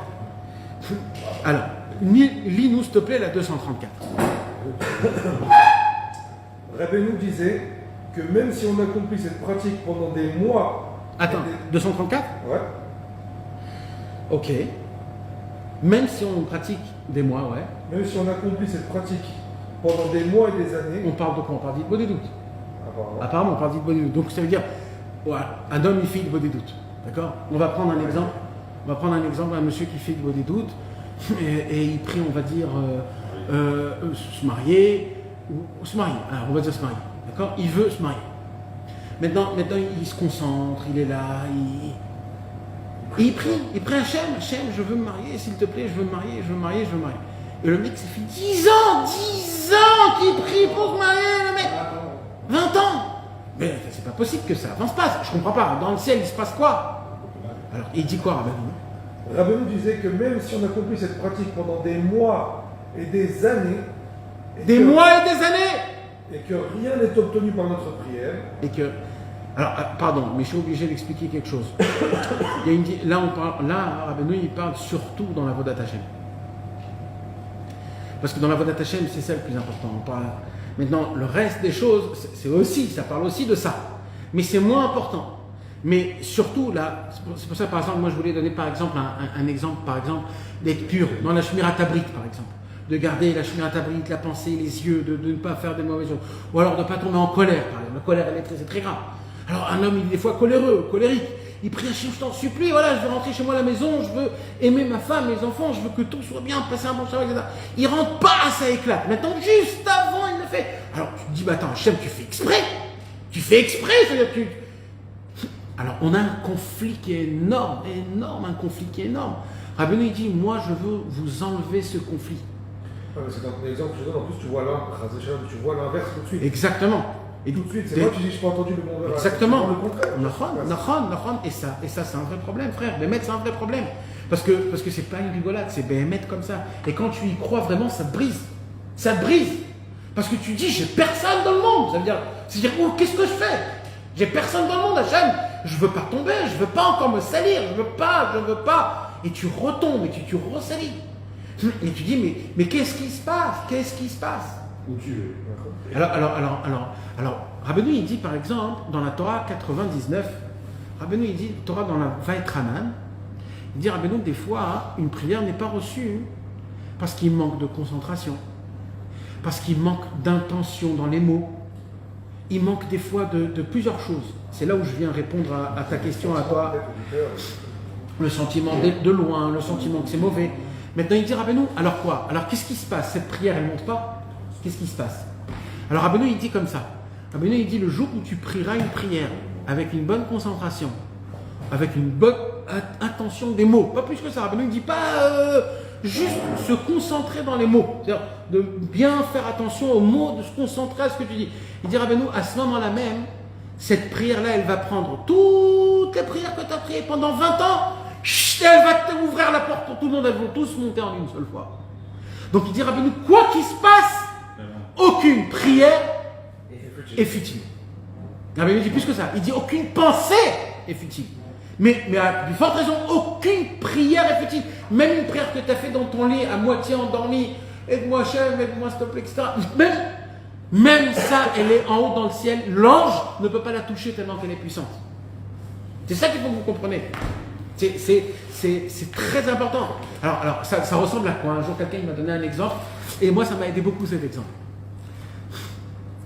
Vous savez, dans le mikvé aujourd'hui, quand on rentre dans le mikvé, il faut mettre des pièces, et après il y a le tourniquet qui... D'accord. Des fois ça coûte 12 shekels, 15 shekels. Et il y a un monsieur, il n'avait que des pièces de 10 agourotes, 10 centimes. Alors il rentre comme ça dans le mikvé, et il commence à mettre une pièce de 10 agourotes, une autre pièce, une autre pièce, une autre pièce, une autre pièce, une autre pièce. Et à chaque fois qu'il met la pièce, il essaye de voir si le tourniquet il tombe. Et il comprend pas, il dit mais j'ai mis plein de pièces, et le tourniquet il tombe pas. Et encore, et encore. Et en fin de compte, il arrive à un moment où il dit bon allez, ça marche pas, et on tombe. On dit mais espèce d'imbécile que t'es. Et il y a un nombre spécial qu'il faut mettre. Si tu mets 12 shekels, le tourniquet il va tourner. Viens ici, remets. Et d'un coup le mec il vient, il met, ça tourne. Des fois c'est que ça, des fois. Des fois c'est une prière avec une autre prière, encore une autre prière. Hachem attend de nous un certain nombre de prières. Voilà. Mais il faut savoir une chose. Il n'y a pas plus haut et plus fort, qu'une prière avec la concentration du cœur. Je ne sais pas si c'est le bon mot concentration, mais je parle de la kavana. Voilà, la kavana. C'est quoi la kavana? La kavana, l'intention, c'est-à-dire au moins de comprendre ce que tu dis. C'est le minimum. Plus tu mets de l'intention, plus cette prière, elle va trouer tous les cieux. Donc, ou tu pries très fort et très bien de tout ton cœur, Béhémet, et ça suffit une seule prière. Ou alors Hachem, il a tellement adoré cette prière qu'il veut que tu rentres encore et encore et encore. Mais c'est parce qu'il a adoré. Pendant ce temps-là, Hachem, il te donne des petits cadeaux. Pendant ce temps-là. Mais il faut savoir que c'est pas Chas v'Shalom que Dieu... Et ça, mes amis, c'est la deuxième Torah du Likutei Moharan. Torah Emor el HaKohanim. Emor el HaKohanim. C'est quoi la Torah Emor el HaKohanim? Vous savez, Rabbi Nachman, il a expliqué les Haggadot de Rabba bar Bar Chana. Vous avez entendu parler de Rabba bar Bar Chana? Dans la Gemara Masechet Baba Batra, il y avait un Mora qui s'appelait Rabba bar Bar Chana.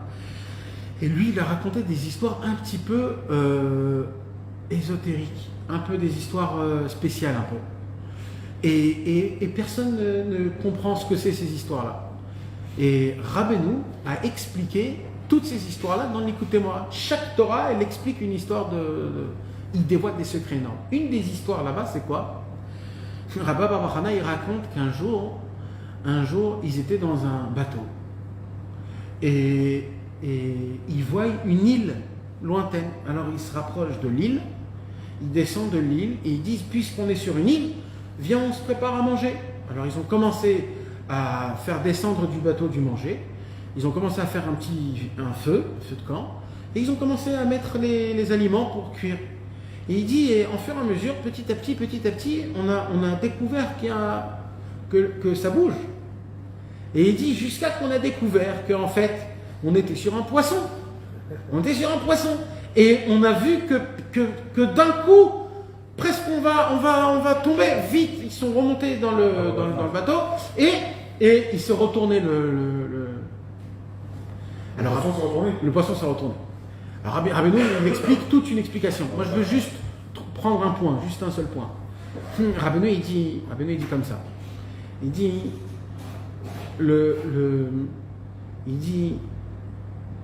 le poisson, c'est la façon de comment nous on interprète Hachem.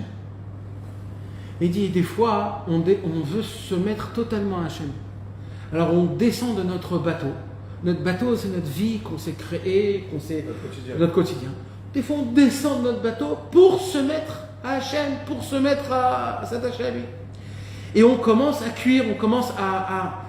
Et là, qu'est-ce qui se passe? Il dit au moment où tu commences à cuire, c'est-à-dire à mettre du feu, là, ça commence le poisson, il commence à ressentir, et c'est là où il se retourne vers toi. Rabbeinu, il ne voit pas le fait qu'il s'est retourné comme un point négatif.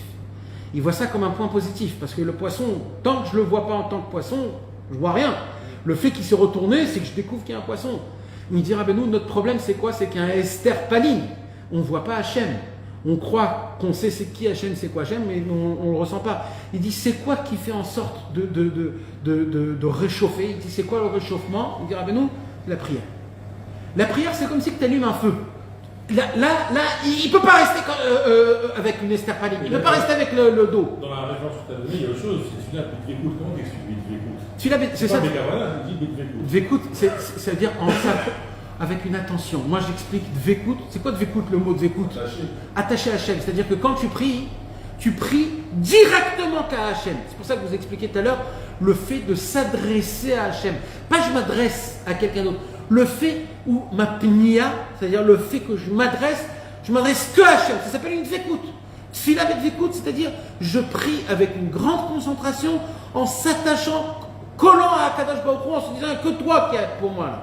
Ça s'appelle ça une vécu, ça une prière. Quand un homme il prie de cette façon-là, il fait rentrer toutes les prières qu'il a priées, toute sa vie, il les fait rentrer en une seule fois, ça, Hachem. Mais Rabbeinu il dit, mais il y a un moment où ça prend la chaleur. Ça prend du temps, jusqu'à que la chaleur, elle fait en sorte que le poisson, il se... Alors il y a un moment où Hachem, il attend que tu réchauffes, et là, Kadosh Baruch Hu, il se retourne vers toi, il dit, voilà, je suis là, je suis venu pour t'aider. Mais ça prend un peu de temps, donc des fois c'est une histoire de... Hachem, il essaie de nous parler, nous on doit essayer. Un truc. Entre-temps, il fait la mise sur le bateau. Hein? Entre-temps, il est remonté sur le bateau. Il est remonté, ouais, il est remonté sur le bateau. C'est un truc où dès qu'on fait la Mida, on pense à rien d'autre que Hachem, et qu'on s'attache à lui, et pas. Le seul conseil, c'est qu'il faut combattre. Nous, on a arrêté de combattre. Parce qu'on est désespéré. On voit ce qui s'est passé jusqu'à aujourd'hui, je n'ai pas maintenu, etc. Donc tout de suite, je suis en Yush. Rabbeinu il dit, le désespoir n'existe pas. Tous les jours, c'est un nouveau jour. La prière que tu vas faire aujourd'hui, jamais tu vas la faire, jamais tu l'as fait. C'est qu'aujourd'hui et jamais au monde. Qu'aujourd'hui, c'est cette prière. Et cette prière, elle est toute seule, unique, et elle t'appartient. Demain, ce sera une autre prière, un autre monde. Aujourd'hui, elle est que à toi. Fais-la comme si c'est ton dernier jour, c'était la première fois que tu l'as fait. Maintenant, ça, c'est un combat tous les jours. Et tous les jours, il faut se le dire, il faut se le répéter. Mais il n'y a rien d'autre. On est venu dans le monde que pour ça. Rien pour rien d'autre. Il n'y a rien d'autre. Tout le reste, c'est tafel. Tout le reste, c'est pas important. Il n'y a que ça qui est important. Un jour, quelqu'un m'a dit, mais quoi? Tout le temps, il faut prier Hachem, tout. Je lui dis, mais il y a quelque chose d'autre que tu dois faire. Qu'est-ce que tu dois faire à part ça? Il n'y a rien d'important plus que ça. C'est que ça le plus important. Il n'y a rien d'autre. Il n'y a rien d'autre. Dans le monde futur, quand on va monter dans le ciel, c'est que ça qui va nous rester. Malheureusement, nous on croit qu'on a plein de choses à faire. Il n'y a rien à faire. Il n'y a rien à faire à part de parler, se connecter avec Hachem. Rien d'autre. Le reste, c'est en plus. Ouais, c'est des meilleurs. Le problème, c'est que quand tu dis ça chez nous, Alors oui, mais. ouais, il faut être raham, quoi dire, quoi pas dire. Mais ça, en tout cas, ça, c'est ce qu'il faut que tu te dises à toi, à ton cœur, déjà. Après, le shidour laisse faire le reste. Mais non, déjà, de base, ce qu'il faut et ce qui est le plus important, c'est ça. C'est de se dire ça et de se convaincre tous les jours que c'est ça le travail. Alors, vas-y, continue la Torah 234. Alors, on reprend le début. Ouais. Rabbeinu disait que même si on accomplit cette pratique pendant des mois et des années, et que rien n'est obtenu par notre prière, nous ne devrions pas nous décourager pour autant. Car en vérité, nos prières accomplissent forcément des choses et ne sont pas futiles. Il nous raconta la parabole suivante. Voilà, écoutez bien. Des gouttes d'eau tombent sur un rocher. Il semble a priori que l'eau ne peut pas faire un trou dans ce rocher. Les gouttes d'eau qui tombent constamment sur ce rocher finiront par lui faire une fissure.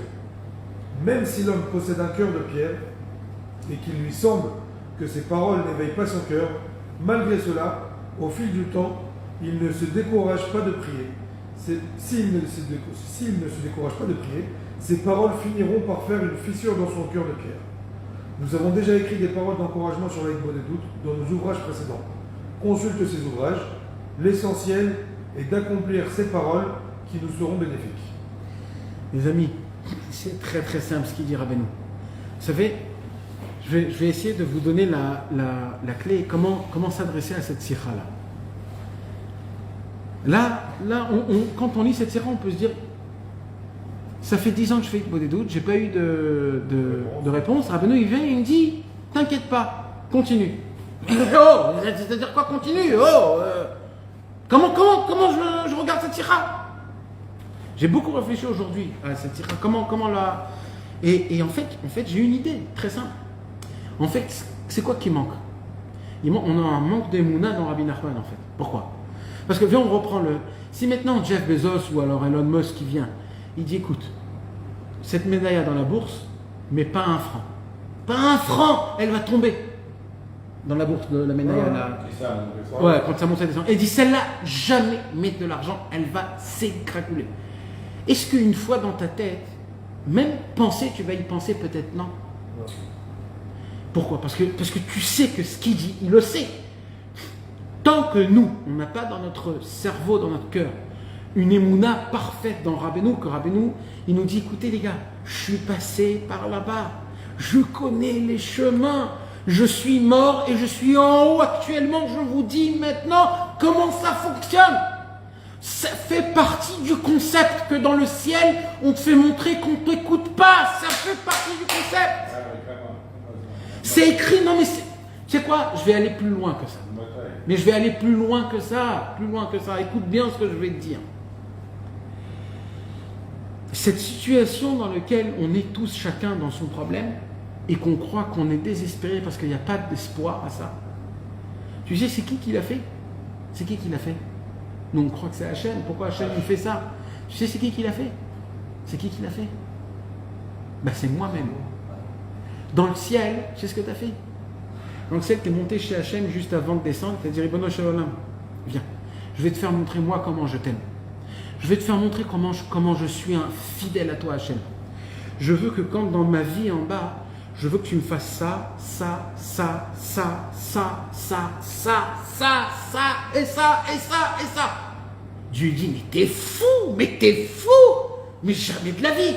Il lui dit, Hachem, donne-moi un papier, un stylo. Et toi, tu as écrit tout en détail. Et tu as dit, Hachem, je veux te prouver ma fidélité et mon amour que j'ai envers toi. Tout ce qui va se passer, je serai toujours dans tes mains. Et c'est toi-même qui as signé et tamponné ça.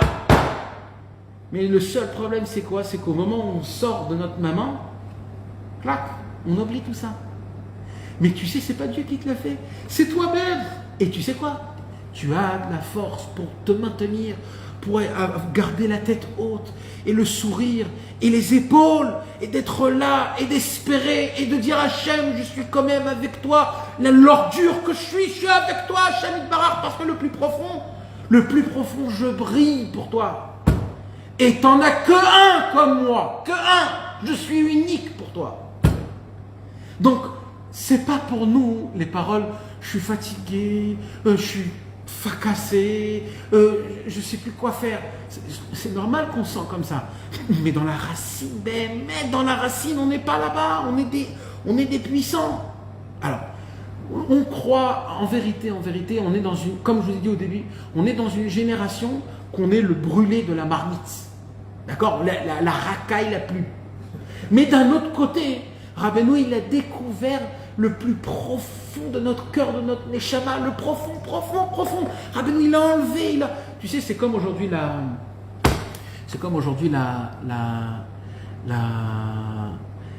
culinariout, comment on dit, le culinaire, les chefs étoilés. Ouais. Les chefs étoilés, culinaire. Aujourd'hui, il y a une nouvelle vision sur tous les restaurants et les masterchefs, etc. C'est de changer la molécule, l'aspect c'est-à-dire de prendre par exemple un concombre, de le déchirer. Cuisine moléculaire. Voilà, cuisine moléculaire. De complètement l'enlever, et de refaire un autre truc avec. Rabbeinu, c'est ce qu'il fait. Rabbeinu, c'est ce qu'il fait. Il a enlevé tous les massachim, tous les clipotes, tout ce qu'on a dans notre neshama, il a tout enlevé. Il est arrivé au point, au noyau, et il a découvert que le noyau, il est encore tout pur comme la création du monde. Et il a dit, Rabbeinu, je veux que vous soyez conscients de ça. Comment vous allez être conscients? Il dit, Rabbeinu, par les mots. C'est que les mots qui peuvent mater le corps. Et oui, vous connaissez l'histoire avec Rabbi Shmuel Isaac, mes amis. Rabbi Shmuel Isaac, un élève de Rabbeinu, un tzaddik gamour, un admour. Avant Rabbeinu, il avait des élèves, il avait une yeshiva, il avait toute une structure, un tzaddik mamash. Il a vu Rabbeinu, il s'est complètement annulé à Rabbeinu. Il a dit à ses élèves, vous n'êtes plus mes élèves, moi et vous, on est les élèves de Rabbeinu. Et Rabbeinu, lui, il a mené Rabbi Shmuel Isaac pas comme tout le monde. Tout le monde, c'était renforcez-vous, c'est pas grave, Yetov, Rabbi Shmuel Isaac, Rabbeinu, un autre comportement. Quel comportement? Il a dit Al-Khud Achalit, à l'épine de l'épée. Rabbi Shmuel Isaac, Rabbeinu, lui, il était très dur avec lui parce qu'il avait la capacité d'être comme ça. Une des choses que Rabbeinu a donné comme conseil à Rabbi Shmuel Isaac, que c'était ça, mamash, toute sa vie, c'est parle à tes membres. Alors Rabbi Shmuel Isaac, il dit maintenant, mais je comprends pas, ça veut dire quoi de parler avec mes membres? Ça veut dire quoi? Alors il lui dit, tu sais, c'est vrai que les membres, ils bougent en fonction de son cerveau. Mais il faut que tu saches, et c'est reconnu aujourd'hui même dans la médecine, que chaque membre tout seul, il a aussi sa propre pensée. C'est-à-dire, il pense tout seul aussi. Comment on voit ça? Ou comme ça, ou alors chaque maladie aujourd'hui qu'un homme il a, le corps lui-même, il a la force, la capacité de combattre le. Maintenant d'où ça vient? C'est pas le cerveau. C'est les membres mêmes. Les membres mêmes, ils ont ce qu'il faut pour combattre les anticorps ou combattre les choses comme ça. Donc il y a un manoir, comment dire, il y a un moteur qui est peut-être tout petit ou très faible, mais il existe dans chaque membre. Les intestins, c'est un deuxième cerveau. Voilà. Alors Rabbeinu, il a dit maintenant, qu'est-ce qui se passe? Il dit, Rabbeinu, il y a des gens, aujourd'hui on est tellement gashmi, tellement matériel, on veut goûter tous les goûts, et nos goûts, c'est pas des goûts simples. On veut les goûts qui nous envoient dans tous les côtés, des têtes brûlées, les hamatzmout, tous les gâteaux, on mange du harif. Aujourd'hui, il y a des concours de celui qui mange le plus des piments. Mais vous êtes malades, mais regardez dans quel état vous vous mettez, les mecs, ils se mettent dans des états pour rien. Mais d'où ça vient ces choses-là? C'est parce que on veut des sensations, on veut des. Rabbeinu, il dit, sachez une chose. La bouche, elle a une force que quand tu parles à un de tes membres, tu as la possibilité de l'éduquer, ton membre. Par exemple, on va donner un petit exemple. Il dit par exemple le ventre, on va dire le ventre. Je ne sais pas si le ventre, c'est ça, parce que c'est ça le goût, c'est la langue surtout. C'est la langue, c'est le goût qui veut. Le ventre, quand on est gros, c'est un symptôme de la bouche, c'est à cause de la bouche. Alors on va dire par exemple les yeux. D'accord? Mes yeux, ils vont à droite, à gauche comme un essuie-glace. Alors moi je me mets là comme ça et je dois mater parce que le corps comme il est rustre, il faut lui donner des coups. Et mal à ça, il faut lui donner des coups. Alors tu vas, tu fermes tes yeux et tu commences à parler à tes yeux. Déjà tu le remercies. Tu dis déjà merci que tu travailles bien. Tu me donnes une bonne vision. Quand j'éteins, j'ouvre, quand j'ai envie, chaque matin je revois. Mais comment tu te laisses aller à regarder à droite, à gauche? Mais qu'est-ce que tu es en train de faire? Comment tu oses lever tes yeux ou tourner ta tête? Mais tu te prends pour qui? Tu regardes des choses qui ne t'appartiennent pas. Normalement, on devrait te crever les yeux. Comment tu regardes quelque chose qui ne t'appartient pas? Et mamash, tu lui parles, mamash. Maintenant, chacun doit le faire en fonction de ce qu'il ressent. Alors, ça peut être le manger, ça peut être les yeux, ça peut être autre chose. Ça peut être les pieds ou la barbe, je ne sais pas, l'homme échané, mais les mains, les pieds, l'homme échané. Chacun doit essayer de regarder dans un point qui est très... et mamash, d'éduquer, de lui parler, pas en zilzoul, pas en dénigrement, mais durement, comme quelqu'un qui est en train d'éduquer, en lui disant, Rabbi Shmuel Isaac, il lui dit, et quoi alors, il faut que je lui parle à tous mes corps? Il lui dit oui. Il lui dit, je vais commencer par quoi? Il lui dit, commence par ton cœur. Ni plus ni moins, le cœur. Alors Rabbi Shmuel Isaac, il est parti, il a commencé. Il est revenu chez Rabbeinu, il lui dit, Rabbeinu, ça ne marche pas. Il lui dit, Kolkar, Maher, tout de suite, vite comme ça, tu donnes. Repars et refais. Rabbi Shmuel Isaac, mes amis, il est reparti. Il a commencé à rentrer mamash, béhémet comme il faut. En plus, c'était un bal fila. Il était là, il commençait à parler à son cœur. Comment tu aimes les autres choses? Comment tu as des sensations d'autres choses? Comment tu pourras te tenir devant le ciel? Tu sais pas qu'il y a des tolaïm, des vers de terre vont te bouffer, que tu vas puer quand on va te mettre dans le t'es horrible, t'es que de la viande, t'es rien du tout. Comment je te considère comme... Et son cœur s'est arrêté. Mais bon. Non, il a ressenti, il est reparti chez Rabbeinu. Rabbeinu, il lui dit, fais très attention, fais maintenant quelque chose d'autre, pas le cœur, parce que tu as vu que ça marche. Et mamash, mes amis, nous, on doit essayer de temps en temps de le faire. Quand on exagère trop avec un des membres qu'on fait des fautes, je sais pas, ça peut être quoi, mais... Non, je m'arrête. la shonara, ou alors des gros mots, ou alors du mensonge, ou alors chacun son délire, chacun, les oreilles, chacun son délire. Mais il faut le faire quand vraiment tu ressens que tu t'es sali, ou tes mains, et là tu dois te dire, tu dois parler, tu dois dire, mais comment tu oses faire contre Hachem tous les miracles qu'il fait dans cette main, mais ma main, je t'en supplie, tu m'appartiens, je t'ordonne de ne pas faire ça, je t'ordonne. Vous savez mes amis, je vous assure, si vous restez à fond dans ça, 1 mois, 2 mois, je vous signe que ça fonctionne les gars, ça fonctionne. Il y a un ami, elle va s'arrêter. Le Chafetz Chaim, après qu'il a terminé d'écrire le Shmirat HaLashon, le livre sur le Lashon Hara, ce qu'il entendait, son audition, elle s'est baissée. Il est allé chez le docteur. Le docteur lui a fait voir les oreilles et il lui a dit je vois rien, il n'y a rien du tout. Tout est nickel, tout est impeccable. Il lui dit mais j'entends pas. Il y a des choses que j'entends pas. Alors bon, il est reparti et là il s'est dit qu'est-ce qui m'arrive. Et là il a compris quelque chose. À chaque fois qu'il y avait du Lashon Hara, il devenait sourd. C'est pas un miracle, hein. C'est pas un miracle. Ça s'appelle la Avoda Atzmit. Ça c'est un mec qui s'est travaillé sur lui-même. Ça, il y a de l'effet, ça marche. Ça a marché chez Rabbi Shmuel Isaac, ça marche aujourd'hui les gars, ça fonctionne, des choses comme ça fonctionne. Il faut être fort dans notre idée, dans la Emouna, que c'est comme ça que ça fonctionne, il faut avoir la Emouna. Un homme, il doit, vous savez, on a un ami, quand nos parents ils sont rapprochés de Rabbeinu il y a 30-40 ans, alors il y avait Alex Lesbains, hein, parmi tous les Chaverim, il y avait un monsieur au Jalbo, il s'appelait, il est parti de ce nom. Le père de Ezra, exactement. Eh ben, demandez-lui, d'accord, demandez-lui. Eh ben, le père de Ezra, donc le monsieur au Jalbo, lui, il avait pris ça très au sérieux. Ça, c'était un point qu'il a pris au sérieux, de parler aux membres. Mais lui, il est allé plus loin que ça. Il a dit, pourquoi parler qu'aux membres? Parler à tout. À tout. À la voiture, quand elle ne fonctionne pas, la machine à laver. Et tellement il a vu des miracles. C'est pas des miracles, pardon, c'est faux de dire des miracles.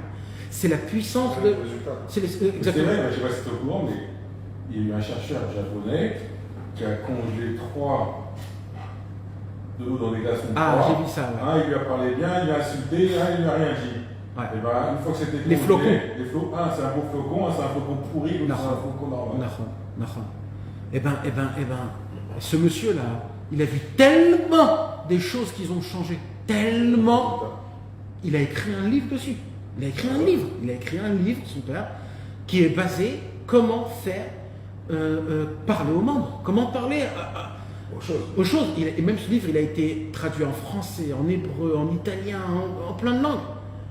Ce monsieur-là, un jour, moi, je me rappelle, mon père, il était avec lui, il m'a raconté, mon père, il était avec lui en voiture, c'était des amis, il était à Paris, et en rond-point, tu sais, en France, il y a des ronds-points de 3 voies, 4 voies, en plein rond-point, en pleine voie, la voiture, elle cale. Il avait une coccinelle, une Volkswagen ancienne. Et elle cale. Et c'est pas le moment de caler, les mecs, ils klaxonnent, etc. Il s'est mis comme ça, il a dit, écoute, si tu dois caler, il faut que tu cales, mais pas ici. Pas ici. Donc je te demande de 3 mètres. Maman, mon père le regardait comme un fou, ça veut dire. C'est quoi? Demande à Hachem, qu'est-ce que tu parles à la. Le mec, il a rallumé la voiture, elle s'est arrêtée, elle a continué, mais et elle s'est arrêtée là où c'était plus un rond-point, elle l'a calé. Non mais vous rigolez, c'est une histoire de mon père, il m'a raconté.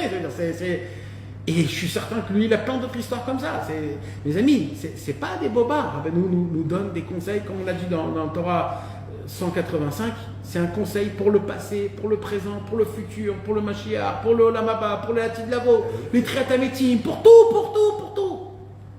Donc il faut essayer de prendre en considération, se renforcer dans la Emouna de Rabbeinu, parce que plus on a de la Emouna dans Rabbeinu, plus on prend en considération ses conseils, et on arrive à donner du poids à ses paroles.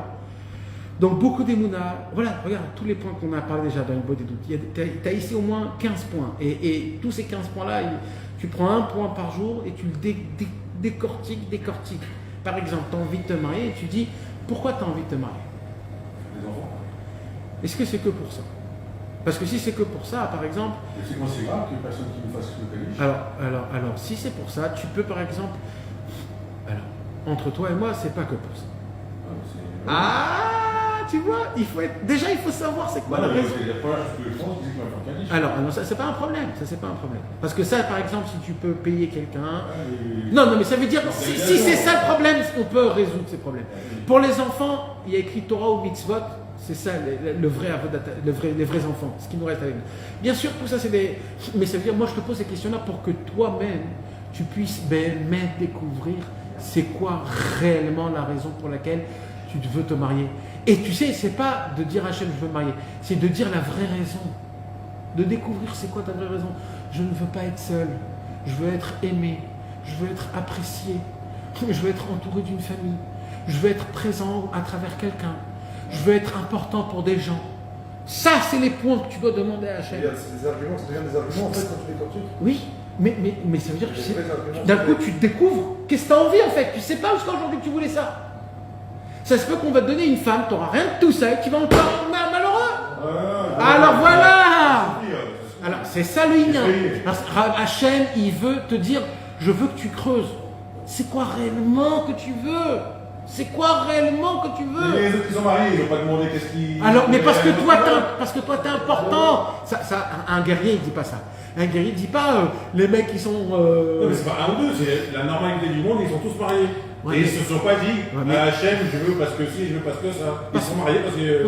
Oui, mais ça, on peut poser la question surtout. Ça c'est trop en l'air.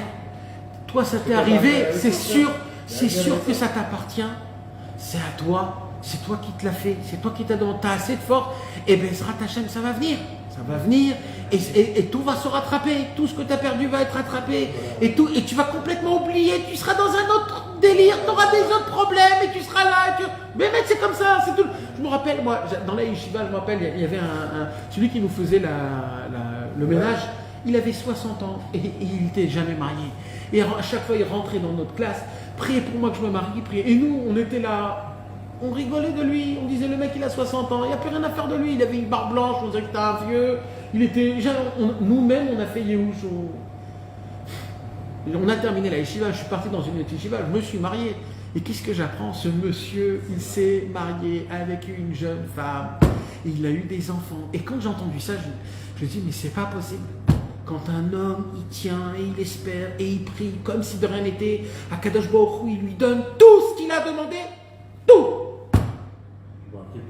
Il manque encore quelques petits arguments apparemment. Il faut juste tenir, frère, il faut tenir. Non, on est à la fin de tous les temps. On n'est pas au moment où on se dit où j'ai plus la force. Qu'est-ce qu'ils ont dit les Russes? Qu'est-ce qu'il a dit Zelensky? Zelensky, il a dit, pourquoi on a gagné dans cette guerre contre la Russie? C'est parce que les mecs qui se sont battus, ils se sont dit, c'est où nous, où on crève. Il n'y a rien d'autre. C'est où on prend le bâton. C'est même les mecs qui étaient malades, ou le corona, il n'y a plus rien, plus d'excuses. Les mecs, ils descendaient avec des bâtons, des balais. Ils ont commencé avec rien. Le pire, tu sais que racheter votre prénom et mon nom de famille, c'est quoi? Alors, c'est ça le pire. Alors les initiales, c'est pas le pire, c'est le plus beau, c'est plus beau. Mais il faut tenir. Et tu sais quoi? Moins tu penses, mieux c'est. Rabbeinu, il a dit, plus tu penses au problème, plus tu es dans le problème. Là où un homme y pense, c'est là où il est. Donc tant que tu penses et tant que tu es dans ce délire-là, moi je te dis, arrête de penser à ça, bichlal complètement. Comme si tout est normal, tu as une vie normale et tout est ok. Arrête de penser et tu verras. Rabbeinu, il dit, quand il y a un chien qui te court derrière et qu'à chaque fois tu le regardes, tu donnes de la force au chien pour continuer à courir. Continue à marcher sans se retourner, tu verras qu'il va s'arrêter. Il dit, Rabbeinu, des fois on a des problèmes, et les problèmes ils continuent à nous courir derrière, rien que parce qu'on les regarde s'ils sont encore là. Il dit, Rabbeinu, laisse, en fous-toi, arrête de penser, continue ta vie. Et comment tu pries dessus du coup? Juste en priant. Après le reste, vite, vite, vite. Et quand tu pries, il ne faut pas prier en arseb en disant oh, je suis malheureux, et qu'est-ce qui m'arrive, et pourquoi, et quand, et jusqu'à quand. Si tu regardes la de Rachid, il te dit regarde, mes copains ils sont mariés, moi je ne suis pas marié. Ouais, c'est pour ça qu'il vaut mieux faire la prière de l'écouter de Philote, c'est mieux. C'est mieux la prière de l'écouter de Philote. Rabbi Israël, il a dit pour se marier, c'est la prière. La prière 44, 45, 46 de la deuxième partie de l'écouter de Philote. Il dit Rabbi Israël, il faut lire ces trois prières-là. Ces trois prières. Dans l'écouter de Philote, c'est 44, 45, 46. Chelek Bet. C'est le plus grand celui-là. Ces prières-là, c'est ça, mon frère, si tu veux te marier, de faire. Au moment où tu as fait ces trois prières-là, dès que tu termines ces trois prières, ne te pose plus de questions et ne dis plus rien. Tu as fait ce qu'il fallait faire. Tu as fait ce qu'il fallait faire. Ça, c'est un conseil. Voilà, et voilà, ça c'est un mot. Voilà. 45. Voilà, 45, 46, 47. Ah, c'est plus 44, 45, 46. Alors, si j'ai dit c'est ça, alors oui. Alors 44, 45, 46. Ces trois prières-là, c'est des prières pour. Mais qui sont mes amis? Voilà, Vadaï. Et Bichla, toute cette sikha, c'est une sikha de malade mental. Bichla, toute cette sikha, depuis le début, Rabbeinu il dit je connais toutes les neshamot, je connais tous les gens d'où ils sont venus, pourquoi ils sont venus, je connais la fin de tous les temps, juste écoutez-moi, je suis là pour vous aider, on a donné un exemple à l'époque que ce monde ressemble à un mavor, comment dire un mavor, à un labyrinthe. Maintenant dans le labyrinthe, toi tu crois qu'il faut prendre à droite, mais en fait c'est une glace, en fait tu te colles la tête. Alors maintenant, c'est qui qu'il faut que tu écoutes? C'est le mec qui a terminé le labyrinthe, qui est en haut, et lui il voit les passages. Et maintenant si toi tu te crois plus racham que lui, tu vas te prendre... Rabbeinu il est en haut, il est là, il te dit, prends à droite, prends à gauche, c'est comme ça qu'il faut faire. Juste écoute-moi, va faire une bonne des doutes. Oblige-toi, un petit peu c'est bien. Il va dire Rabbeinu, rappelez-vous mes amis les trois conseils. Régulièrement, un petit peu. Et sache que quand tu as commencé... Et quand tu as commencé, tu es déjà à la fin. Mais c'est comme ça que... Le résultat, il est déjà là. Elle est là. Rabbi Akiva a fait teshuva à ça et il a changé le monde. Imaginez-vous, vous, grâce à vous, si vous allez changer grâce à ça, vous vous appelez les élèves de Rabbi Akiva. Parce que c'est comme ça qu'il a changé. Shem Yazor Bezrat Hashem, mes amis, qu'on puisse se renforcer dans la Ibodedou, dans la Bodat Hashem, Bezrat Hashem. Et la réfoua chez les mains de Nissim Nachman, Ben Rachel, Odeya, Bisrout Rabbeinu Akadosh, qu'Akadosh Baruch lui donne la réfoua chez les mains, que tout se passe bien et que tout soit enlevé, et que tout se passe comme il faut, au top niveau, qu'ils se remettent à la perfection, Bezrat Hashem. Chazak ou Baruch, mes amis.